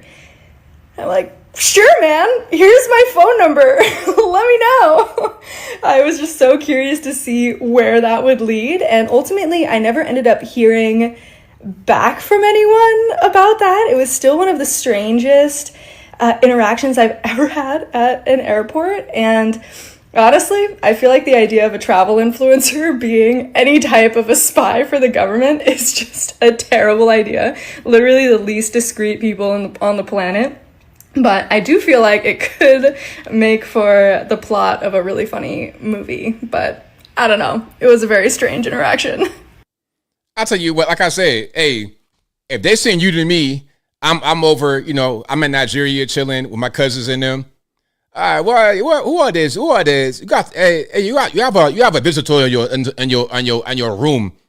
She's in your room. Hey, is she in there? Hey man, whatever you want, I'll tell you. I'll tell you anything you want to know. Don't even worry about it.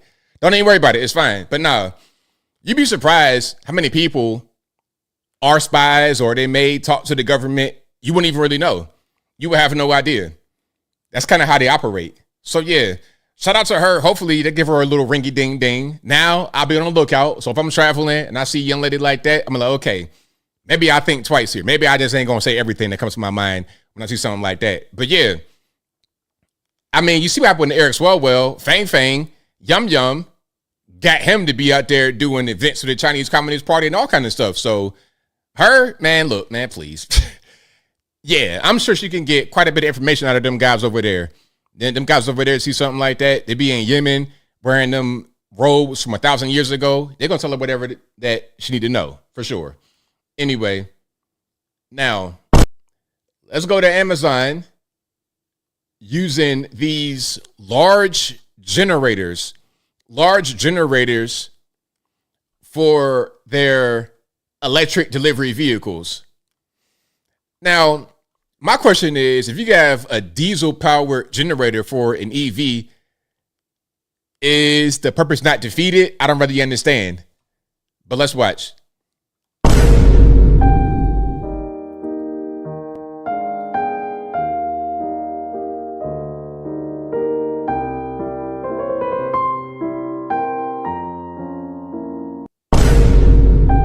You know what? I have a novel idea. How about a gas station? You got diesel gas in the generator to generate electricity for the EV. You just adding too many steps into the equation. How about pull up to the gas pump, 2 minutes, you're in and out. Matter of fact, you could leave the pump pumping, go in the store, get you some gum, get you some Nerds candy, get you a little Arizona green tea, a Celsius energy drink, whatever you want, a bag of peanuts, some of them little Gardettos, you know what I'm talking about, them little sourdough bites, y'all know what I'm talking about. Go in there and get them. By the time you're done, your vehicle is finished. All this right here is just you going around your elbow to get to your hind parts. It's just too much. Maybe the whole thing is, okay, the vehicle runs clean, I suppose. I don't know. Shout out to the EVs. I like EVs. I mean, look, I know I'm a big EV hater. I talk a lot about EVs this, EVs that, but I like EVs. I like Teslas. Yeah, I mean, I like to drive a Tesla. Matter of fact, that's what I'm gonna do. One day soon, I'm gonna rent a Tesla. Matter of fact, I'm gonna rent a Cybertruck, the big boy. I have an F-150, about the same size, so I feel like it'd be easy. And I love driving fast when I can. So, hey, that torque gonna go brrr. Hey, the pedal gonna go straight to the metal. Hey, police, GSP, if you see me out there, I'm sorry. Give me a pass. If you see me in a Cybertruck and I'm going 110 down 75 south, please give me a pass because I'm just trying to experience life before I can't get the Cybertruck no more. But before it's unavailable, before they go out of business or whatever, I want to be able to, but they ain't going out of business. Elon Musk, hey, my thing about Elon, he is not going out of business. You got Tesla, the Boring Company, SpaceX, Twitter. I mean, he ain't going nowhere. But yeah, I want to drop it one time just to say I did it. Also, since April 2020, the USA has spent $1.5 trillion on wind and solar. And that's just 17% of the grid. And how much you spend? 1.5 trillion. And these so-called green energies aren't very green. Not very green because all these things right here you see, the wind turbines, solar panels, these things are not biodegradable. When they fail within maybe 15 years, 20 years max, or even beyond that, let's say the solar panels get hit with a big hailstorm. It's pretty much a wrap for them panels. Okay. And when you throw them away, they're just going to sit in the landfill forever, especially the wind turbines. And the worst wind turbines are the ones out there in the ocean. These blades, big as a football field, and they are not at all biodegradable. When they're done with service after 15 years, they're going to sit in the landfill and just rot there.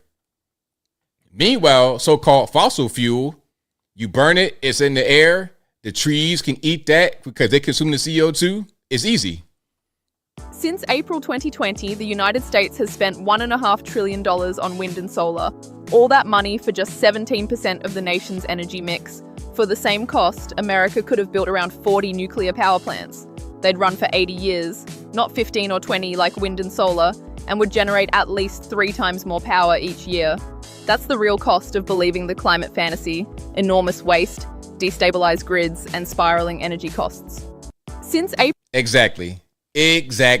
Now, some are going to say, well, nuclear plants have their own danger. Yes, they do.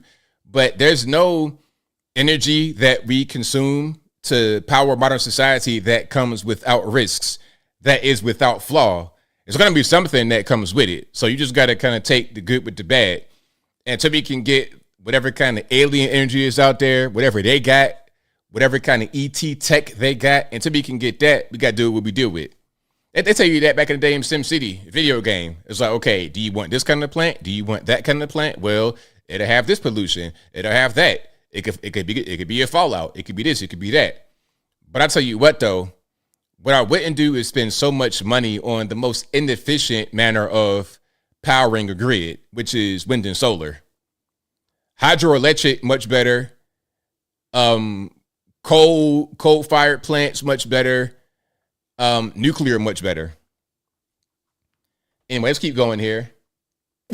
Now, there could be a merger of United Airlines and American Airlines. That could happen. Oh, and I heard that Spirit might go out of business. Shout out to Spirit. Hey, them ultra low-cost airlines might not be a thing too much longer. I hope they keep I like Frontier, except for that one dude that got high on the plane and had to get kicked off. I fight everybody. That was crazy. But Spirit, I'm not really a big fan of Spirit. I have flown Spirit before, but I'd rather not. I'd rather would fly Frontier than Spirit. They may go out of business, speaking about Frontier, and United and American may join forces. And I think they should, really, because I've flown both of those, and it's a similar experience. I think it'd be a seamless transition just from the outside looking in, but let's watch. This is true. This would create the world's largest airline and really eliminate a huge portion of competition in U.S. aviation. So this report here comes from Bloomberg, and it claims that United Airlines CEO Scott Kirby has floated the idea of a merger with American Airlines to senior government officials. United and American are, of course, two of the three biggest U.S. airlines. Now, the other being Delta, and a deal this big would face immense hurdles, of course, from regulators. But remember, President Trump has said that he likes big deals. Now, Scott Kirby has a long history with American. He was essentially pushed out several years ago when he became president of United, then CEO. He's in a fierce legal battle with American right now over a flight capacity over at O'Hare. Now, we've reached out to United and American. They had no comment. The Department of Transportation hasn't got back to us yet. Now, the FTC usually doesn't love less competition because that could sometimes lead to higher prices, but we don't know what this means in this case. It's one to watch for sure, George. All right, shout out to United and American. But yeah, the big dog is Delta. You talking about like domestic flights going from A to B, going from Atlanta to the whatever. Yeah, Delta. Delta is the king. Now you're gonna pay, but it's okay. Just like my story about the Virginia Beach oceanfront. And by the way, let's speak on that briefly. Virginia Beach oceanfront, they want a curfew for all ages. I think the curfew's gone into effect. All ages curfew from 9 p.m. to, I think, 5 a.m.? Now, the goal with the curfew for all ages is to reduce the influence, to reduce the violence from the YNs. From the YN specifically. And it's been like that for a long time. Hold on. I'm gonna show some of that since we right here talking about it. Now, if I could be the king, rule by fiat, do whatever I want to do, what I would do is block all YNs from the oceanfront. And it doesn't just mean young black men. It means if you look like you a hood person. It's the same thing with the club entrance. Okay, you cannot come into this club if you got oversized clothing, do-rag, you smell like weed. You know, you could kind of tell a hood person by how they are appearing. Anybody who looks like that would not be on the oceanfront. From like, I would stop you at the 264. Once you get to like Laskin Road, if you're going that far on 264, I would like, okay, where we going? What's going on? If I see a two-tone Lexus from 2003 with 4 adult males inside and everybody's young black male, hey, y'all got to go right back down the road. Don't even come past Laskin. You have no business down here. You're not going to Trader Joe's. You're not going to First Colonial or nothing like that. It's the weekend. The school is closed. What are you doing? Go back down that way. That's what I would do.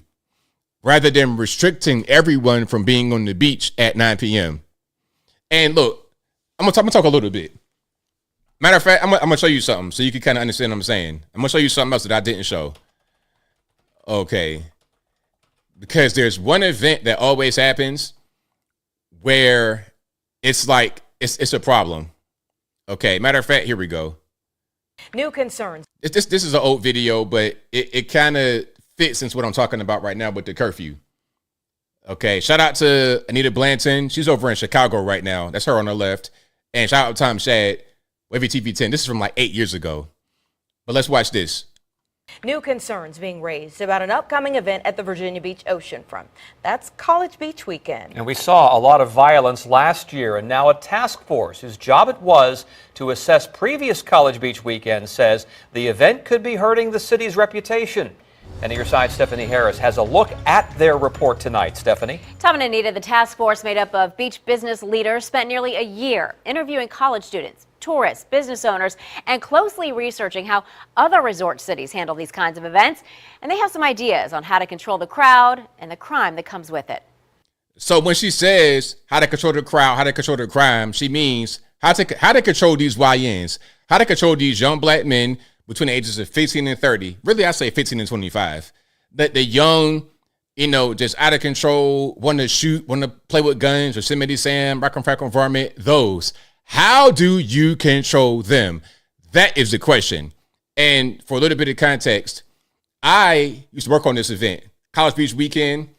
I used to run the Facebook page. I used to run the MySpace page back in the day. I used to do the flyers and the promo. And it's everybody black running the event. And there was always a conversation every single year. How do we keep these YNs off the beach every single year? And I see we're still having the same conversation because they're not actually blocking them from the beach. As long as they're able to be there, you're going to have problems. One solution is to have more expensive hotels, so that would prevent the riffraff from coming. If you can't stay down the beach for less than $300, then I would say they're not going to be down there. And if they are down there, why are you down there? You can't be down here because you can't afford this area no way. Go back down the way. Anyway, let's watch some more of this, and then I keep on going. College Beach weekend is marred by bad attitudes and bad behaviors, says the chair of a task force that just released this report with suggestions on how to fix it. It really is a reflection on all of us in the beach if we can't have a weekend where people can get together. The crowd of predominantly African-American students has hit the... Bing, bing, bing, bing. The crowd of predominantly African-American students. And some students are real students, and some are just gang members who want to cause mayhem. Oceanfront in April for the last 5 years. Last spring, 4 people were shot and 1 was stabbed. Restaurant workers told Wavy TV they were terrified and disgusted by the lewd behavior. It's bad attitude and bad behavior as opposed to race or young, old, or whatever. The task force found race has nothing to do with it. Neither did college students, for that matter. Local high schoolers, they say, cause most problems. See, look. See? You see this walking? Like, guys like this, people shuffling their feet. Look at it. It says YN right there. You can't make this stuff up. His shirt says YN. Now, I know that's like he has a jacket over top, but still, I'm going to say that says YN. Anyway, guys like this, people shuffling their feet, just walking. They're not purchasing anything. They're not doing anything other than just being there. The back and forth walking on the strip, it can't happen because you're going to have fights like that. When I was young, I was out there with them too, and I would see fights just start.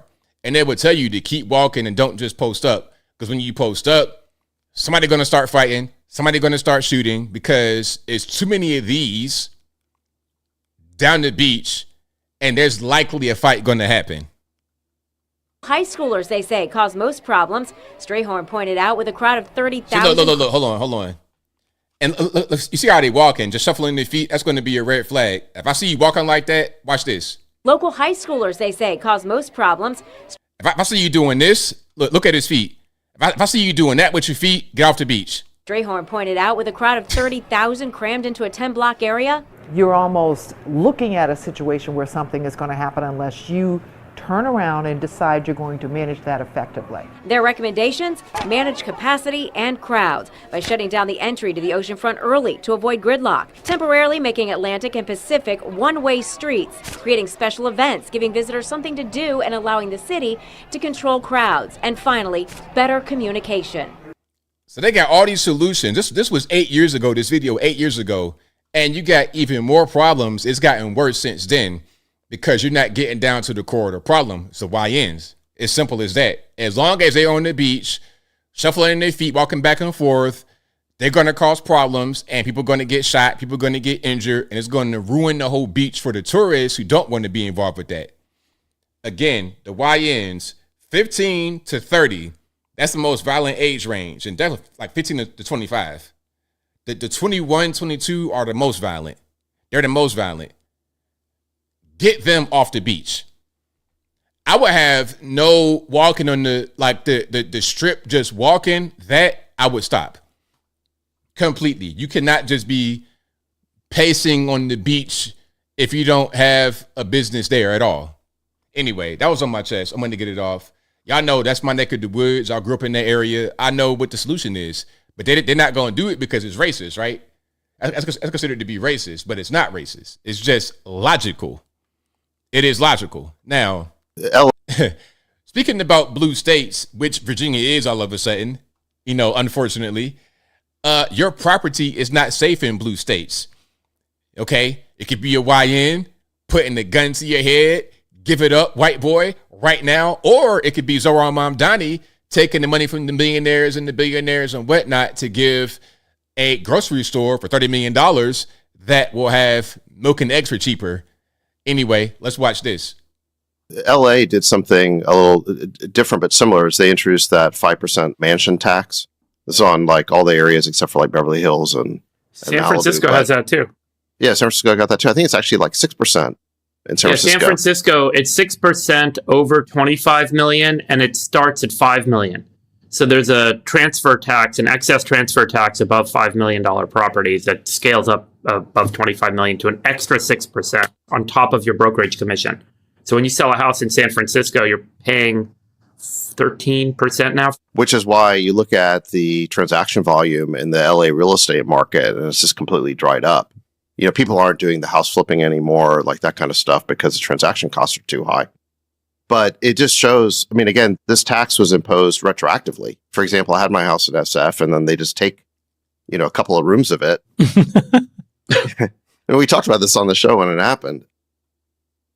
But my point is just your property is not safe in blue states. And wealthy people who have a choice of where to park their money are going to increasingly realize that. And they're not going to buy. I think real estate in blue states is dangerous because the political class thinks that they can take a chunk of it. And, wealthy people are going to react to that and they're going to move their money elsewhere.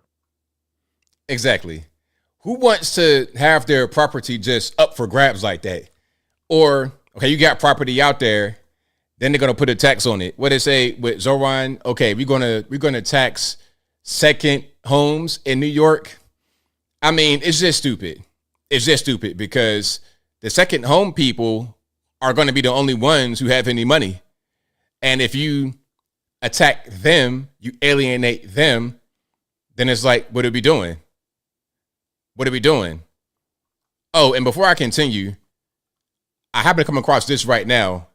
This just hit my news feed. This is Virginia Beach oceanfront from the 6th floor at Oceanfront Hotel. Friday night, empty. That's your oceanfront on a Friday night. This is a tourist place, Virginia Beach, the oceanfront, the beach. You got oceanfront hotels, you got clubs, bars, not too many clubs, but you got bars, restaurants, you got all kind of stuff down the beach. If that is going on, that means your tourist area is pretty much doomed. But I digress. Just get rid of the YNs. That's all you got to do. Eliminate the YNs and everyone will like it. The black folks, the white folks, the tourists, everyone will be just fine if the YNs stop polluting the beach at night. If you go during the daytime, it's no problem. There's no YNs there. It's all good. I was on the beach on Christmas Day, no YNs in sight. It was all families and people just being so nice. At nighttime, it always changes. Anyway, let's keep on going. So La Marqueta, that's going to be the store that is renovated for $30 million. It won't open until 2029. It's going to be a city-owned grocery store that will partner with a major grocer or a subcontractor to run the store. The contractor will pay no rent, and they will get property tax breaks. And what the consumer gets is cheaper staple items like milk, bread, eggs, etc. Now, here's my question to you guys. If you have a city-owned grocery store and the grocer pays no rent and they get to offer certain items for cheaper than the market rate, how will that affect your local grocery stores, your local bodegas, your local stores that carry the same exact items that La Marqueta will carry? Wouldn't that be unfair? We're competing on an unequal playing field.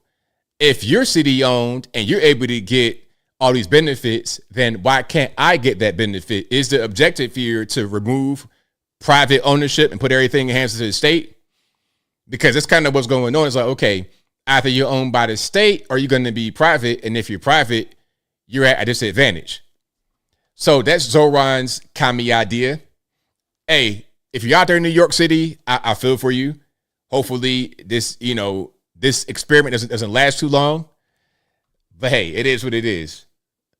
Now, here he is on NPR, just like Dave Chappelle was, talking about a few things, talking about Iran, talking about the grocery stores and whatnot. Okay, shout out to Uganda. Hey, Zohran, was it your friend in Uganda that conned that man at 1.6? Anyway, let's watch this.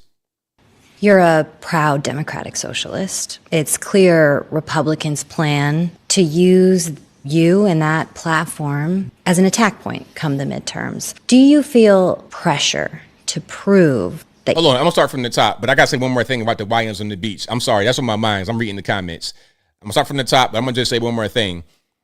Some say that I should be involved in politics. I should be the mayor or something like that. I would go back to Virginia and be the mayor of Virginia Beach, the governor of Virginia, because obviously Spam Burger is not doing a very good job. I'd be the governor of Virginia. And on my first day in office, I would ban all YNs from the oceanfront. What you gonna do? Call me a racist? All right, good luck with that. Good luck with that. But anyway, Zohran, city-owned grocery stores, Iran. Let's talk about it. You're a proud democratic socialist. It's clear Republicans plan to use you and that platform as an attack point come the midterms. Do you feel pressure to prove that your brand of democratic socialism works before the midterms? I feel pressure from New Yorkers to deliver for them on their day-to-day needs. Mm-hmm. If Republicans want to attack a record of making it easier for families to raise their kids in the city, of workers to get paid what they're owed, of New Yorkers to get around the 5 boroughs, they can feel free to attack that. But what they will find is that the reason so many people across the city and across the country have lost faith in politics is because of that sense that politics has less and less of a relevance to their day-to-day needs. And in fact, one of the most relevant things that we can be doing in our politics today is addressing the material needs of working class people. That's exactly what we focused on. What I'm asking is, whether you like it or not, you have been made to seem like a boogeyman of some kind from the Republicans, especially when you were running. So do you feel an added sense of pressure nationally because of the face you've become of the Democratic Party and specifically the progressive part of this party? I'll be honest with you, I don't let myself think too much about what Republicans seek to portray me as. Mm-hmm. The power of an ideology is judged in the worth of its delivery. Delivery, at the end of the day, is every single thing that we want to do. It's why I spoke on Sunday about pothole politics as a way we describe the work that we do. Because for a long time, Republicans have sought to describe themselves as being driven by the needs of working people, when in reality we've seen a chasm in what they've actually delivered for those people. I mean, look at the war in Iran today. Mm-hmm. We're talking about a federal administration that has spent close to $30 billion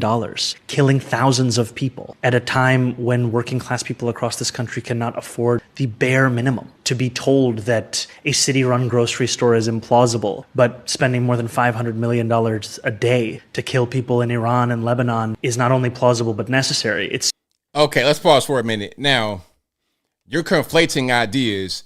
You may not be in favor of the war. I'm sorry for the freeze. I try to get you a good one, but you just like. Anyway, I'm sorry, Zohran. Let's do that. There we go.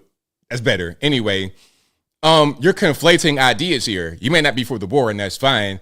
But don't act like because you are against the war that your grocery store idea is going to work.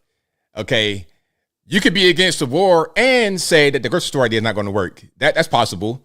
So let's keep on going. It speaks to a broken kind of politics. And what we're showing is that we can put forward not just our principles, but also the practical impacts of this work. We can deliver universal childcare and change 6,700 catch basins. We can take on bad landlords across the city and start to repave more than 1,000 miles of roadway. We can do all of these things where we've been told in the past you can only do one. Has the war in Iran had an outsized impact specifically on the economy of the city? Yes, the war in Iran has had an impact on the economy of this country. And even more than the economy, it's had an impact on the people. All right, there we go. So that's Zohran talking about the war. Hey, you killing Iranians. Are we killing the Iranians? Or is it the Iranians killing the Iranians? And let's be clear, he's not Iranian. Although he's like the same as them, I suppose. I guess what would Zohran be considered? He's Indian, right? But the Indians, the Northerners, and y'all please pardon me if I'm wrong, but aren't the Indians from that area, like from the neck of the woods, like the old Persia? Wasn't the old Persia like India, or at least the northern part? The old Persia was Iran over to like Turkey, to the west, and then to the east, it went and extended into modern day Afghanistan, Pakistan, and northern India. I don't know, but that's pretty much what's going on with Zohran. Actually, he looks like an Iranian. I know an Iranian. I know some Iranian guys. It look just like that. It really ain't no difference. You know what I mean? But yeah, shout out to the Indians, Pakistanis, Afghans, Iranians, Persians. Shout out to all them. But I think that comparing the war to your grocery store is not necessarily a smart thing to do. Anyway, now here is, speaking about the grocery store, this is going to be the founder of Whole Foods, John Mackey. Shout out to Whole Foods. I don't go there too much. I'm a Publix guy, but I like Whole Foods. I don't know. I like the little boutique stores like that. I think I like Fresh Market the best, because we have Fresh Market, Trader Joe's, Whole Foods, like those, real fancy stores. Out of those, I like in order I like Fresh Market, Whole Foods, Trader Joe's. And it's not a bad thing about Trader Joe's how they rank last. It's just the clientele. The they, them's in there. The Transformers in there is a little bit too much. Okay, when I go to Fresh Market, I got regular normies in there, and you got good food. The sushi guy is always friendly. Whole Foods, it's like, I don't know, it's kind of, and that Whole Foods we have, it was an Earth Fare before, and I prefer Earth Fare over Whole Foods, to be totally honest with you, because Earth Fare was more of a community vibe. It was just a little bit better. Their fresh food was better. Whole Foods a little bit too corporate, a little bit too buttoned up for me, in my humble opinion, the one we have out here. And again, Trader Joe's is just a little bit too they, them-ish. A little bit too, you know what I mean? Anyway, let's watch this. Again, this is the founder of Whole Foods. Capitalism created the possibility of the win-win-win. It used to be a zero-sum game where somebody won, somebody else lost. And the biggest mistake people make, intellectuals in particular, they still think we're in a zero-sum world. They're obsessed with some billionaires because Bernie Sanders thinks that Jeff Bezos and Elon Musk somehow stole the money from the people. They don't understand that it's this prosperity machine that's creating more, not just for those billionaires, but for everything that they're touching. They're creating value for their customers. They're creating value for their employees. Their suppliers are flourishing. Their investors are seeing their capital go up that can be reinvested in compound. All philanthropy ultimately comes from business. That's where the profits are. Where's the money come from? Where does all the taxes come from? And ultimately comes from business as well, whether you're taxing the employees who are flourishing. This is the engine that's lifting humanity out. And the entrepreneurs are the drivers of that engine. And somebody like Elon Musk, he gets a very, very, very tiny sliver of the value that he creates for the whole world. Very well said. That was fantastic. Again, founder of Whole Foods. That was fantastic. Right on point. Now listen, what's his name?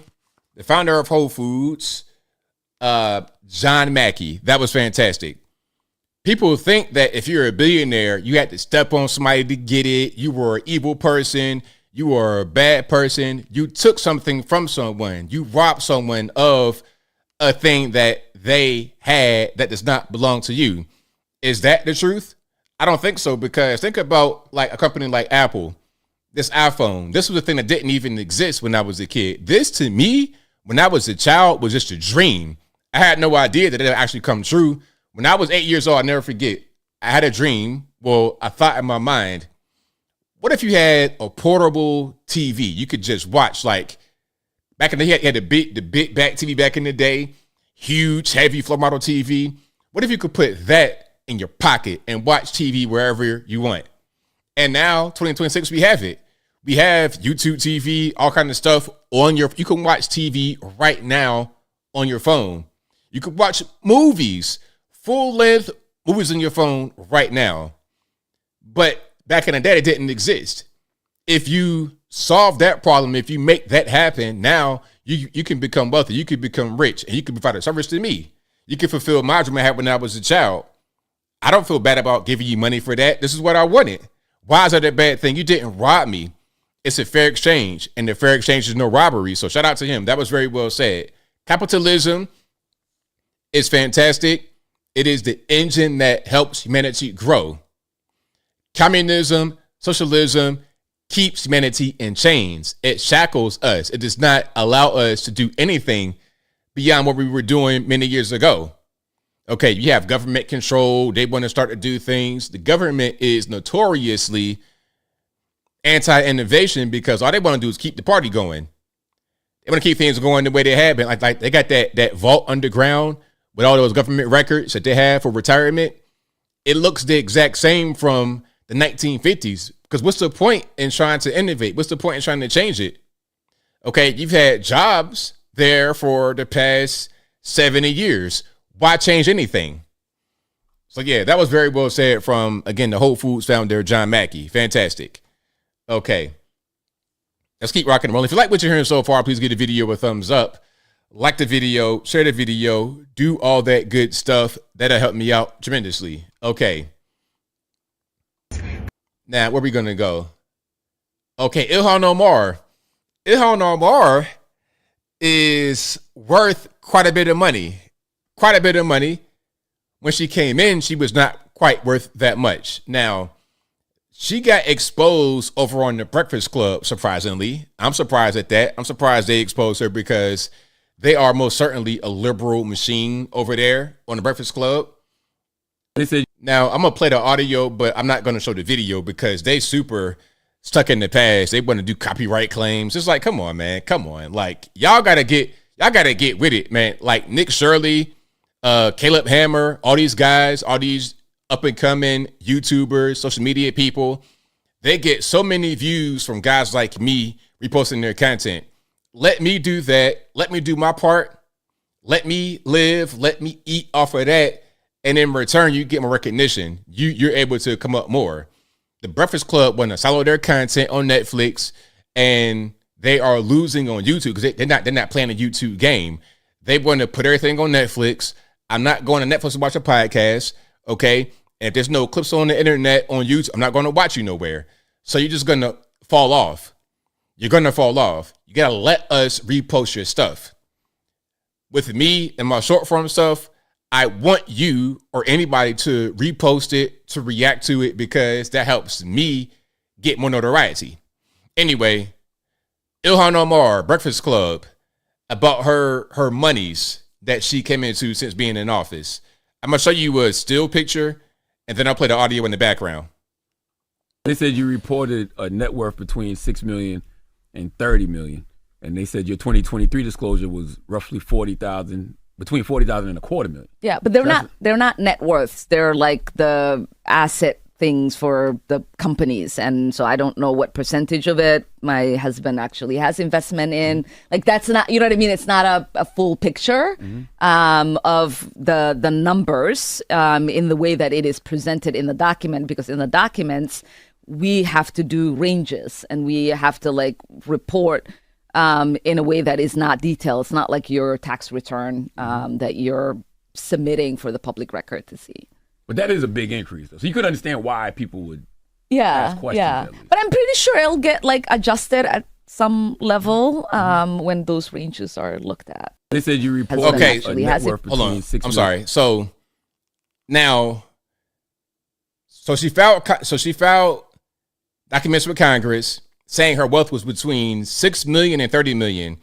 Now she says it was a mistake. It was an accounting error, and the wealth is actually between $18,000 and $95,000. So how do you go from being worth between $6 and $30 million to $18,000 and $95,000? That don't really add up, Ilhan Omar. I smell a rat. I smell some stealing going on. I smell some funny business happening with you and your husband, the consultant, Tim Mynette, who gets paid 70% of your campaign money.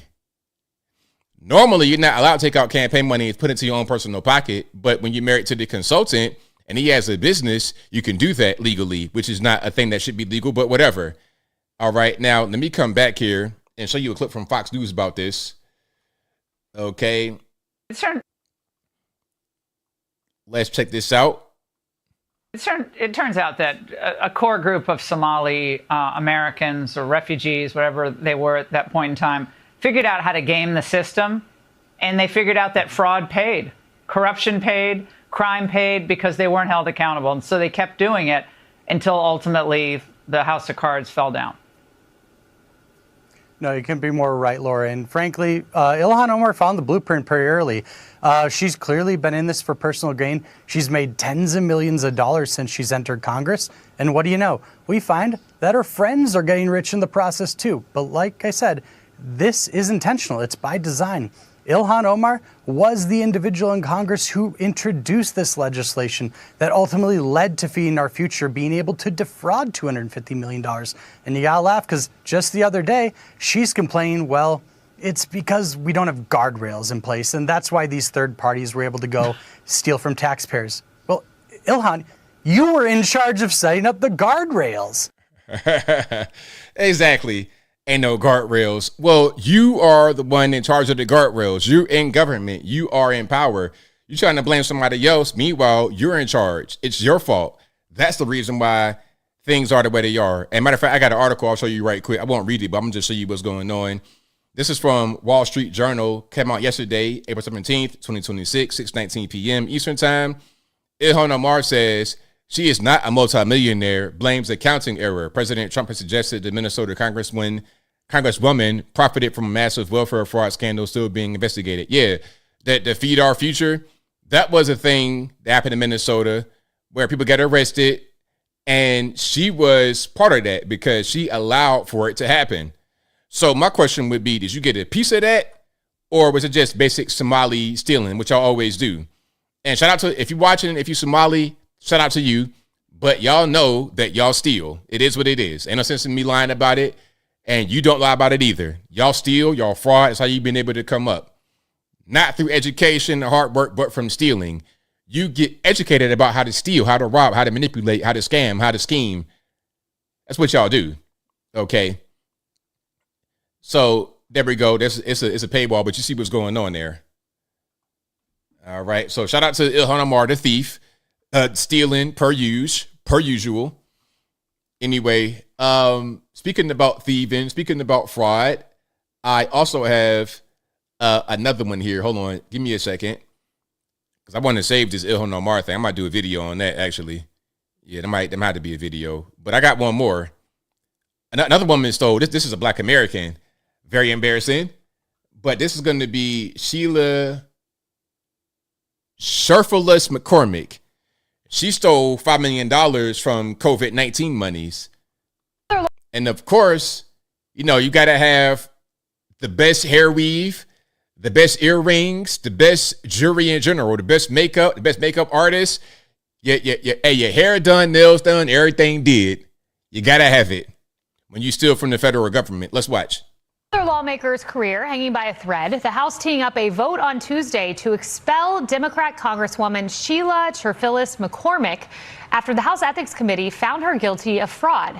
Now, she's accused of stealing $5 million from FEMA after a company she co-owns, Trinity Healthcare Services, received an overpayment of federal disaster funds back in 2021. Now, according to the indictment, she and her brother, quote, retained the $5 million that was mistakenly deposited with the intent to keep the stolen funds and convert the funds for their own use. It goes on to say she converted the money into illegal straw donor contributions, which she used to help her special election campaign. But listen to this. The money didn't just boost her campaign.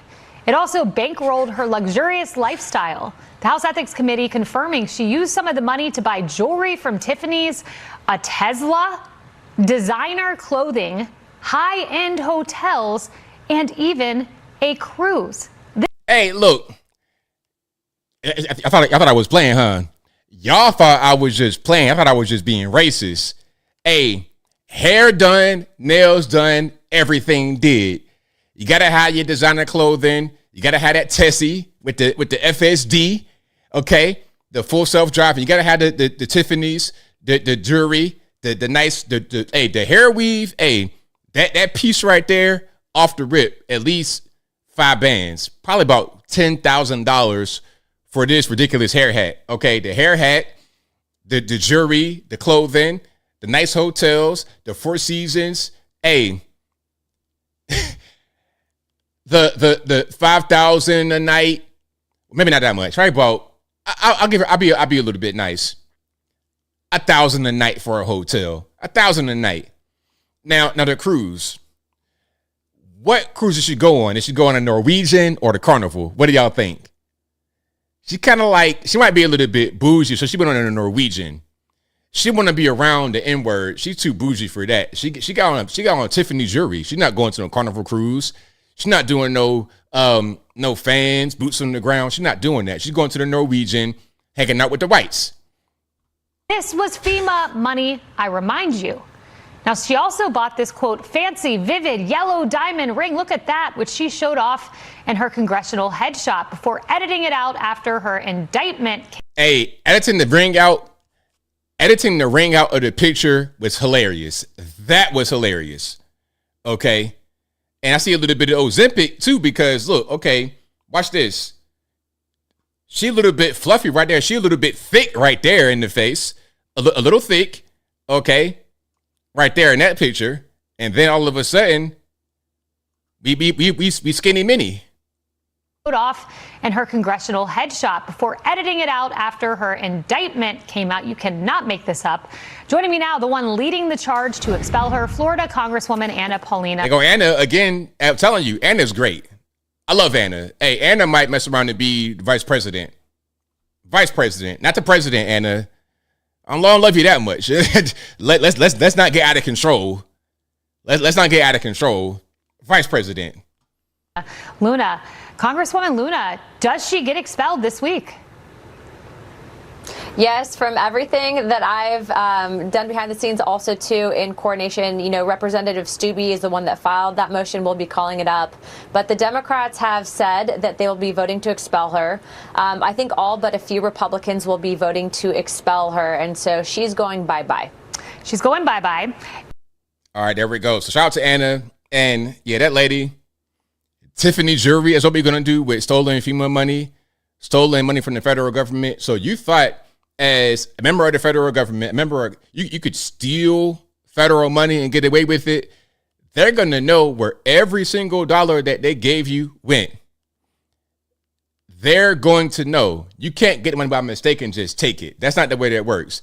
They ain't going to just give you $5 million. You could just spend it on your own personal slush fund. That's not the way it's going to go. They're going to find it. They're going to know. And whatever you bought with it, they're going to know where every single dollar went. So, yeah, she needs to get expelled. So should Eric Swalwell, Ruben Gallego, Ilhan Omar, and everyone else who steals or does anything crazy in the federal government, for sure. All right. And if you like what you're hearing so far, please give the video a thumbs up, like the video, share the video, do all that good stuff. That'll help me out tremendously. I got one more fraud story from, of course, is it going to be California? I don't know. It might just be in general. This is going to be student aid fraud. $1 billion in student aid fraud. $1 billion. I think it was Scott Bessent who said it. If we can just cut the fraud from the budget, we could balance it. It won't be no problem.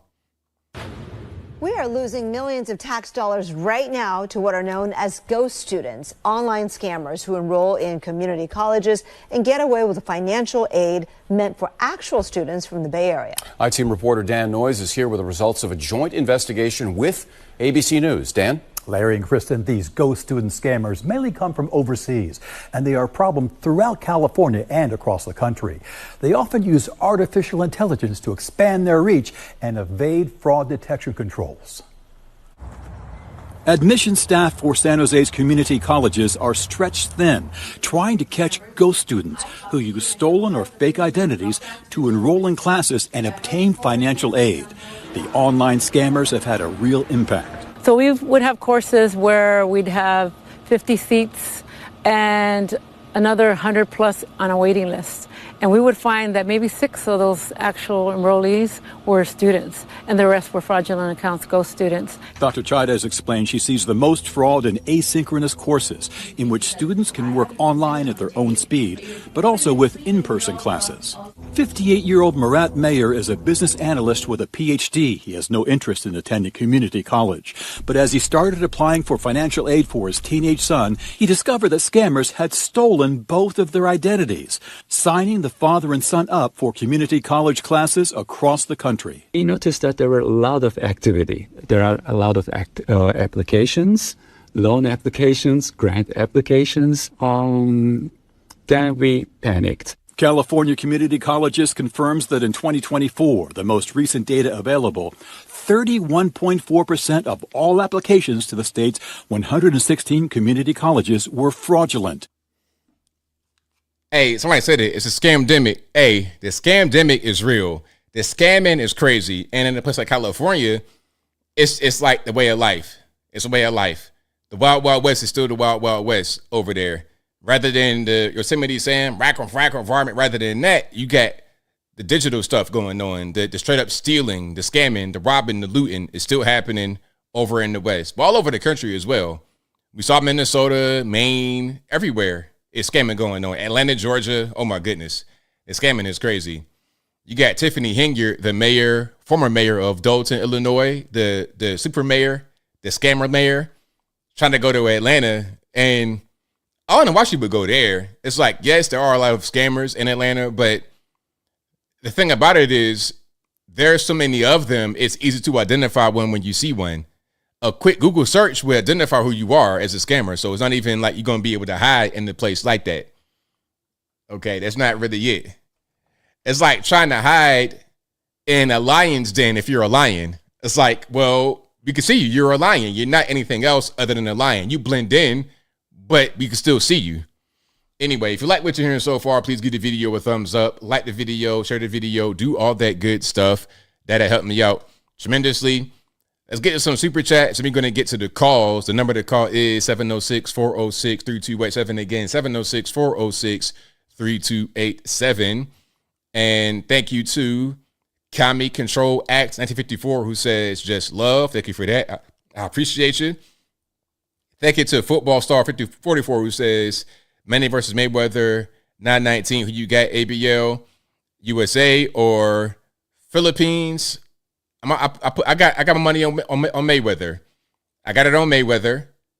I like Manny Pacquiao and Mayweather, but I got it on Mayweather. Hopefully he can get his money and pay that tax debt. 7.9 or so million in tax debt. that Mayweather has, hey man, you know, spending money, flossing, it's a whole job.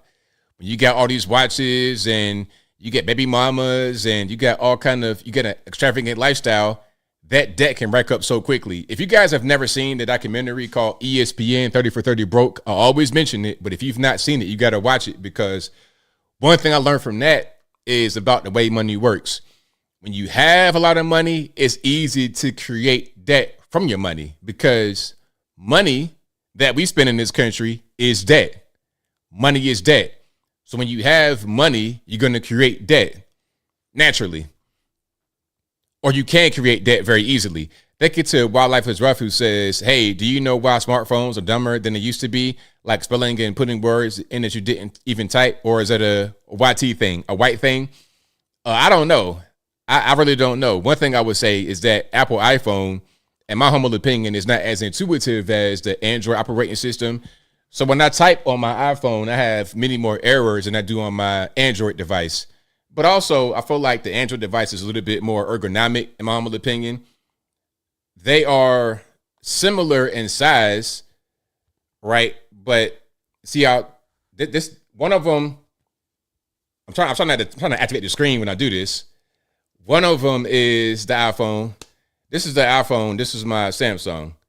So they're very similar in size, but the Android feels better in my hand. The keyboard feels better. Everything feels better with the Android. It's better to work on. The iPhone, I'm not really a fan. I use that for just to work on when I have to, or like friends and family when they FaceTime and text and stuff like this. But beyond that, I'm team Android, team Android OS, Samsung. So to answer your question, that could be the thing, the phone you're using. Like I said, Rebecca, who says a lawyer and doctor can't separate when it's toxic. Hey, you know, it gets rough like that. So RIP again to Serena Fairfax and to Justin. I don't know where you're at right now, but I know it's not anywhere nice. So RIP to that bozo. Thank you to Ryan Henderson, who says, hey, ABL, was that chick your Fang Fang? Hey, she would be. You put her in my neck of the woods, I'll tell you whatever you want to know. Hey, ABL, do you have any secrets you want to tell me right now? Sure, I'll tell you everything. Anyway, Ryan Anderson says, Zohran is not a Zorro, he is a zero. Twisted Clown says, ABL, California cannot build trains or bridges. New York will fall. Right on. Thank you for that. Thank you to Ryan Henderson, who says, Zohran, the war is winning. Your store will be losing $30 million to create 3 years to build. Right on. Right on. All righty. Let's get to some calls here. Again, the number to call, 706-406-3287. Again, 706-406-3287 is the number to call. And let's go ahead and get rocking and rolling. Hold on. I had a lot of clips I ain't even played, but time is timing. Time is going so fast, it's crazy. I know it's not just me. I know time is accelerating very fast for everybody. I know it ain't just me. Okay. Let's go ahead and get to some calls. Again, 706, there it is, 706-406-3287 is the number to call. 786 on the line. Who am I speaking to? Mr. Anthony Brian Logan, how are you, sir? I'm doing well. About yourself? Fine. Yeah, fine. I'm looking to get a hold of Anna Paulina Luna because she is in the county to the north of Broward, and I'm in the county Miami-Dade to the south of Broward. That's Ms. Sheila McCormick's county, the county that also gave America David Hogg. It was originally made from land from what was Dade County, now Miami-Dade County, and Palm Beach County, where Anna Paulina Luna is. So I was thinking that we could try to take it back, and maybe we could do something about those problems. Man, that's actually a very good idea, because something needs to be done. We got a lot of, not so good people coming from that particular part of the country, unfortunately. Yeah, I mean, Florida's a red state, but Broward County is basically New York South. It really is. Okay, I see. Broward County, Florida. It is. I know that. Well, I'm originally from Long Island. I meet a lot of people there, and unfortunately, the ones who live in Broward County are the ones who carpetbag their blue state politics down. A lot of them also went to Palm Beach County, but it looks like a lot of them have given up the blue state politics in Palm Beach County. And here in Miami-Dade, it's actually Cuba North, so they know about the ultimate fruition of progressivism, which is communism, socialism. So they're certainly not going to allow that here. Oh, not at all, because they already seen it. They know, like they've experienced it. They lived it. Yeah, they've lived it. Some have not lived it. Think it's going to be a good thing, that it'll work. It's like, no. We have the experience. It does not work. Yeah. Real quickly, I think one thing that's change horses with what's going on with Iran. I know one thing that was crazy is had that the government official from Qatar talking, and you mentioned that Dubai, they've been attacked by Iran a lot. And the crazy thing about it is, at one point, Iran temporarily stopped their drone attacks, and they said, "Well, these are our brother Muslims, our friends across the Gulf and all." And I'm like, it's like Iran's foreign policy came from, speaking about extraterrestrials, from the movie Mars Attacks. If you ever seen the movie, the Martians are running around zapping people with their ray guns. You have this one Martian with this like giant boombox going around with it, and the boombox is saying, "We are your friends. We want peace." Yeah, I have seen that. Yeah. That's basically what Iran's foreign policy is. But I know one thing is now it looks like I know Tim Pool's talking about the global, maybe a major shift in the global oil market, to where more oil may come from the United States and possibly other parts of the world rather than so much Iran, and it's going to have a major shift. But I know one thing I could see happening is through it all possibly, and this is a prediction I'm going to make, and that is, they talked about Trump being a puppet of Putin. Well, I have a feeling Putin's going to turn into Trump's female dog, if you know the certain word for female dog. I wouldn't be surprised that happens, and he'll be saying, "Yes, Mr. Trump, no, Mr. Trump." And I'm going to make a prediction about our country's media. They're going to all of a sudden start talking about Putin. They're going to start talking about Putin as a victim of Trump, and they're going to show sympathy for him and all. And the minute Zelensky comes out and says, hey, I like what Trump's doing with Putin or something like that, Slovo Ukraine's going to turn 180 degrees around. They're going to say the whole Putin wipes Ukraine out or something like that. The same people, Of course, because they always change. People, they don't really hold steadfast to their beliefs. Whatever one person is against, so they have to be an enemy of, they'll go based on that. I know it's a wild prediction, but I would not be surprised if that happens. But at any rate, interesting world, interesting times, and it gives you an interesting show. And I saw the video of that gal. I want to say, ABL, be careful. I don't want you to wind up with a yum a la Swalwell. Yeah, I'll try to avoid that the best I can. Yeah, well, she said one thing. They said, "Oh, they asked for my number." I said, girl, you shouldn't have said that. Pretty soon you're going to have tons of guys going around pretending to be CIA officials to get her phone number. Right, exactly. All right. I'll let the other 10,000,001 callers come in. Take care and good night. Thank you for the call. Appreciate it. All right. All right. Shout out to the caller as always. Appreciate you guys for calling in. You guys are the best audience anywhere on these interwebs. The number to call, 786-406-3287.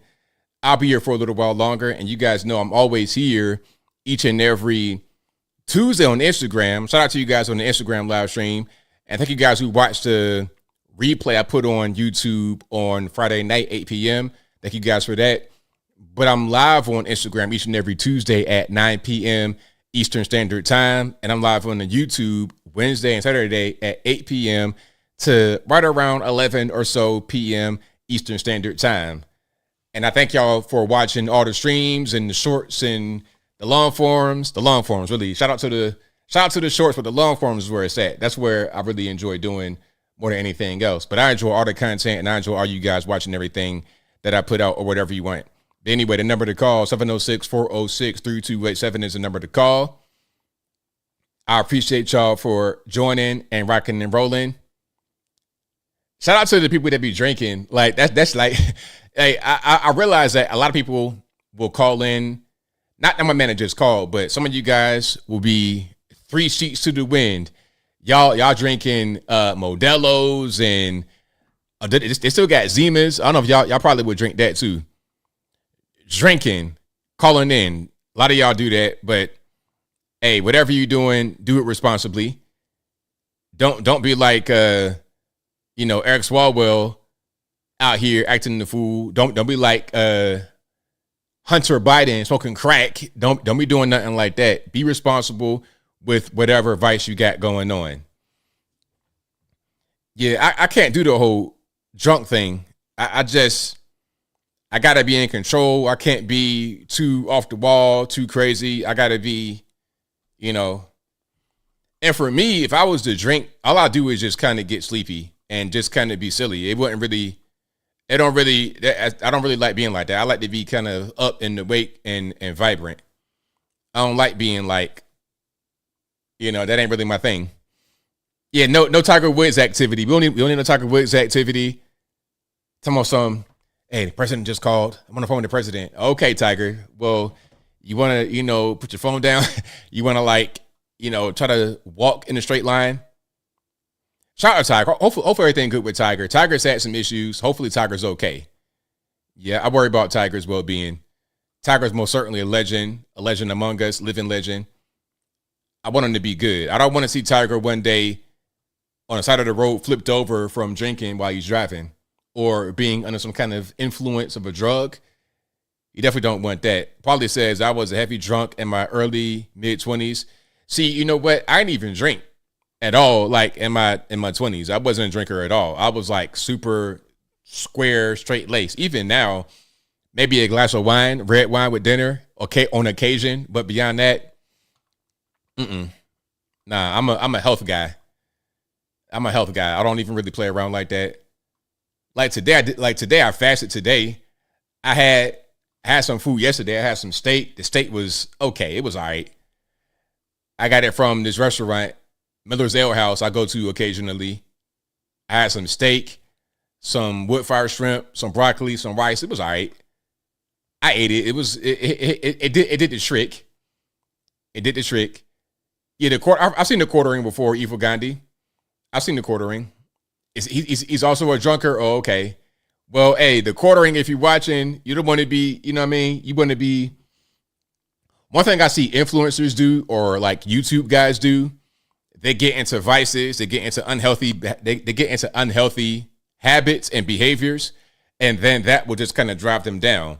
But you got to stay healthy. You're talking in front of a camera, but you still must be healthy to do that. Because some guys would be guzzling all kind of stuff while they're drinking.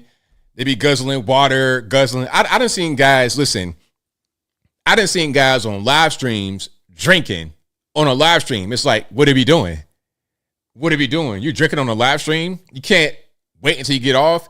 If you are watching a live stream and you see a guy getting drunk on a live stream, that is an alcoholic, because he cannot wait until he's off the stream to drink. You got a problem. And also, RIP to my friend Kevin Samuels.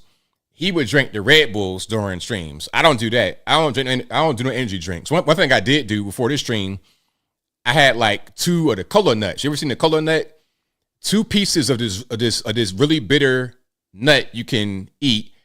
It's like it's not a peanut. It's like it has the hardness of maybe an almond, but a little bit harder than that. Real small. Like it's like coffee basically. Yeah, I'll do that. But an energy drink has a lot more caffeine in that and other chemicals and artificial flavorings and sugars. It's all bad.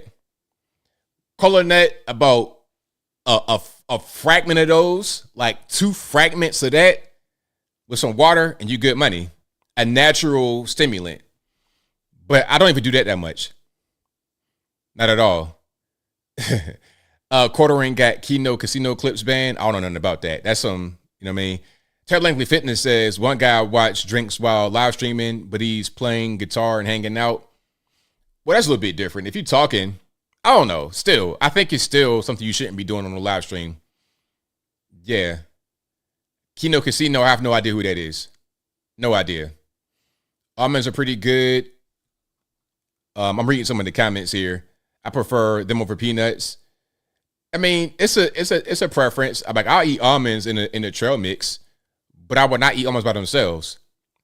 Almonds, peanuts, pistachios, pecans, I eat all of those. For sure.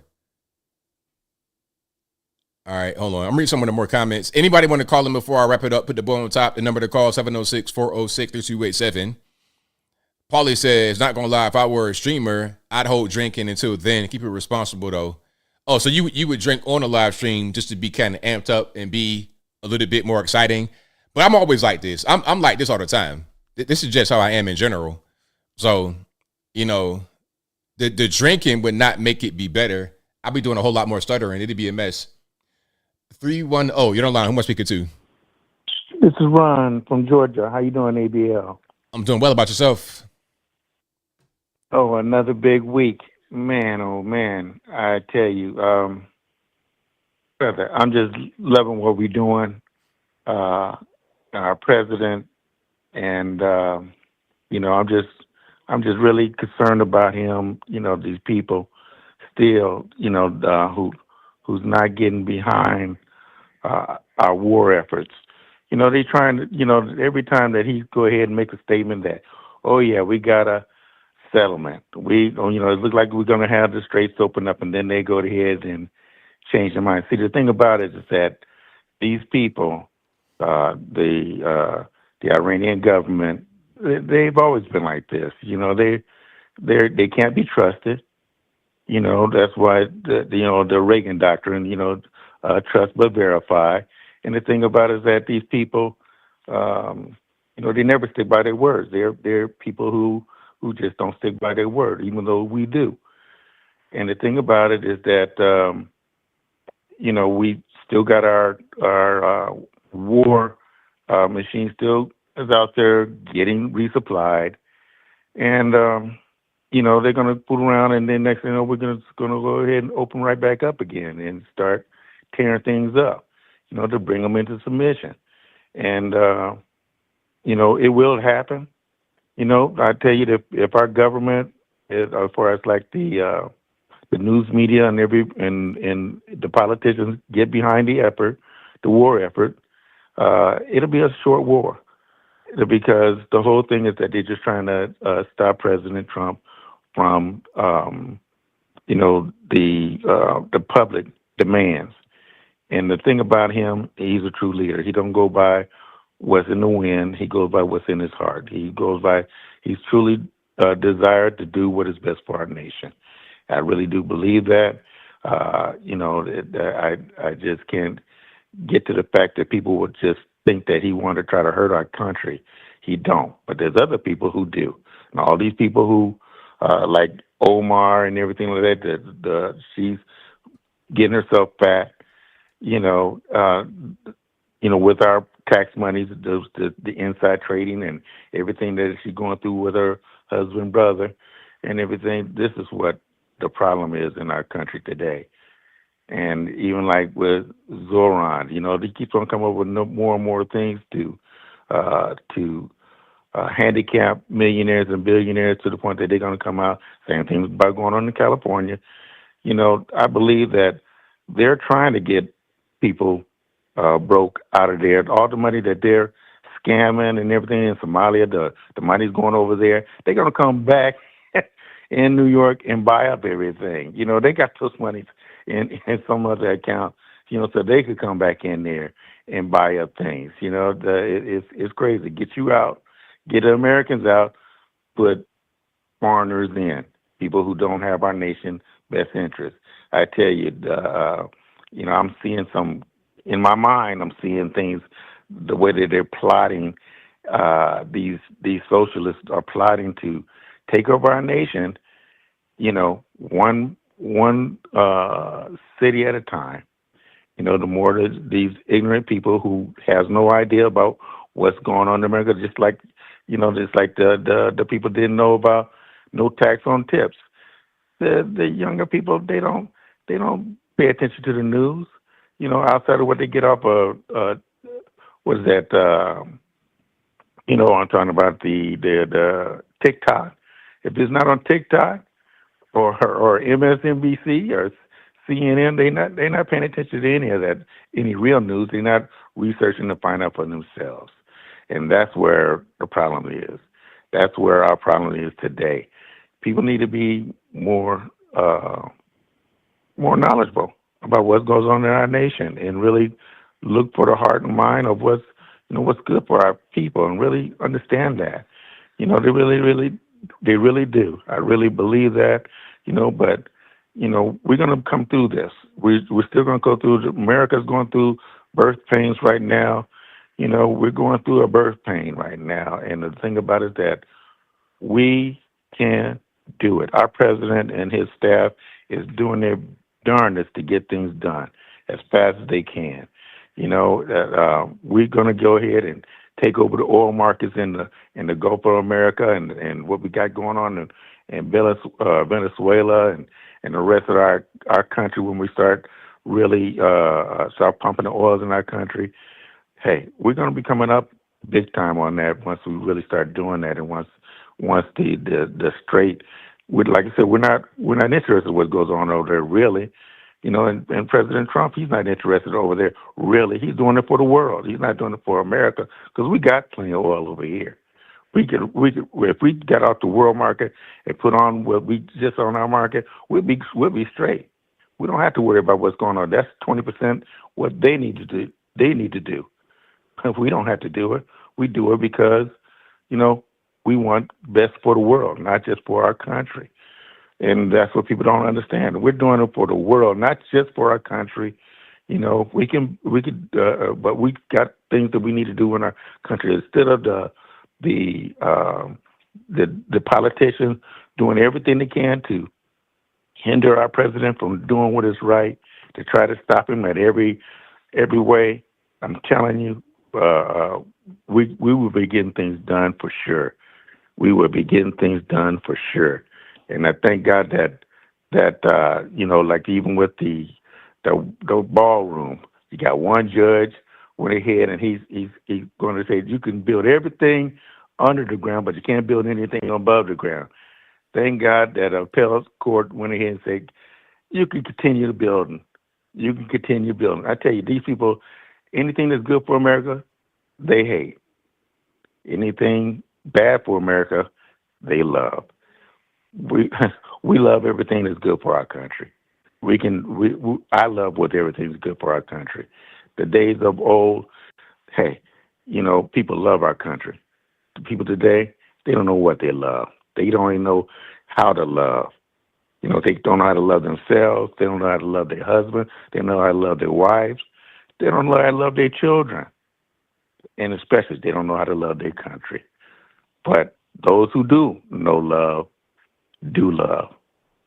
I love my country. I love my family. I love my friends that truly are my friends. And I love you, my brother, and everybody in the chat. God bless America. Continue to pray for our president. Continue to pray for our nation. Continue to pray for those who don't know the God of heaven. God bless you, my brother. You just take care of yourself. You have a happy Sunday and the rest of this week, okay? Thank you for the call. Definitely appreciate you. You too, sir. Bye-bye. All right. Great call. Fantastic call. And shout out to you guys again. You guys are the best audience anywhere on these interwebs. If you enjoyed what you heard tonight, if you enjoyed the content in general, please give the video a thumbs up, like the video, share the video, do all that good stuff. That'll help me out tremendously. All right. I'm about to wrap it on up, put the bow on top here. You guys have been fantastic tonight. I thank y'all again for being here. I got any super chats. I think I got everything from the super chats. I believe I did. Yeah, I think I got all super chats. But shout out to you guys. You guys are the best audience anywhere on these interwebs. If you like what you heard tonight, please give the video a thumbs up. Like the video, share the video, do all that good stuff. That'll help me out tremendously. Y'all know I'll be back live on Tuesday on Instagram at 9 p.m. Eastern. Wednesday and Saturday, I'm live on the YouTubes at 8 p.m. Eastern Standard Time to right around right now, 11 p.m. Eastern Standard Time. And I'm here pretty much all day, every day, putting up pre-recorded content, long form, short form, whatever you want it. I'm on a variety of different platforms. If you want more breaking news, go to Twitter, because I can't really do all the breaking stuff on YouTube all the time. Like if an event happens, I can't just, conjure up a video instantly. But I will normally cover breaking stuff on my social media. So I got Twitter, Instagram, Facebook. I'm on TikTok too, although I'm not really on TikTok. I'm kind of like halfway on there. I'm not really sold on TikTok as a platform that I need to be on, but I will be on there for those who enjoy that particular platform on occasion. So look out for a video over there. Subscribe to me everywhere. Thank y'all again for rocking and rolling. But again, shout out to you guys for watching, retweeting, super chatting, whatever you do. I knew I could not do the show without you. Thank you to the mods for keeping the trolls in check. I appreciate y'all for that as well. This podcast is also an audio streaming podcast. It'll be available on your favorite audio streaming platform at 8 a.m. Eastern the next day. So this is Saturday. It'll be available Sunday, 8 a.m. For the Wednesday, that's available Thursday, 8 a.m. Eastern Standard Time on Apple, iTunes, Spotify, etc. Link for that will be in the description box, or visit your favorite audio streaming platform and search ABL Live. I should pop right on up. So I think that's pretty much everything. You guys have been great. And I'm reading some of the comments before I leave on out of here. Wrap it on up, put the bow on top. Okay, hold on. Let me see. I got to say, whoa, buddy. That's what I got to say. I don't want to say whoa, buddy. Or I didn't already said it, so it's fine. All right. Shout out to you guys. I appreciate y'all for being here. You guys are the best audience. But until next time, y'all be safe. I'm out. And peace.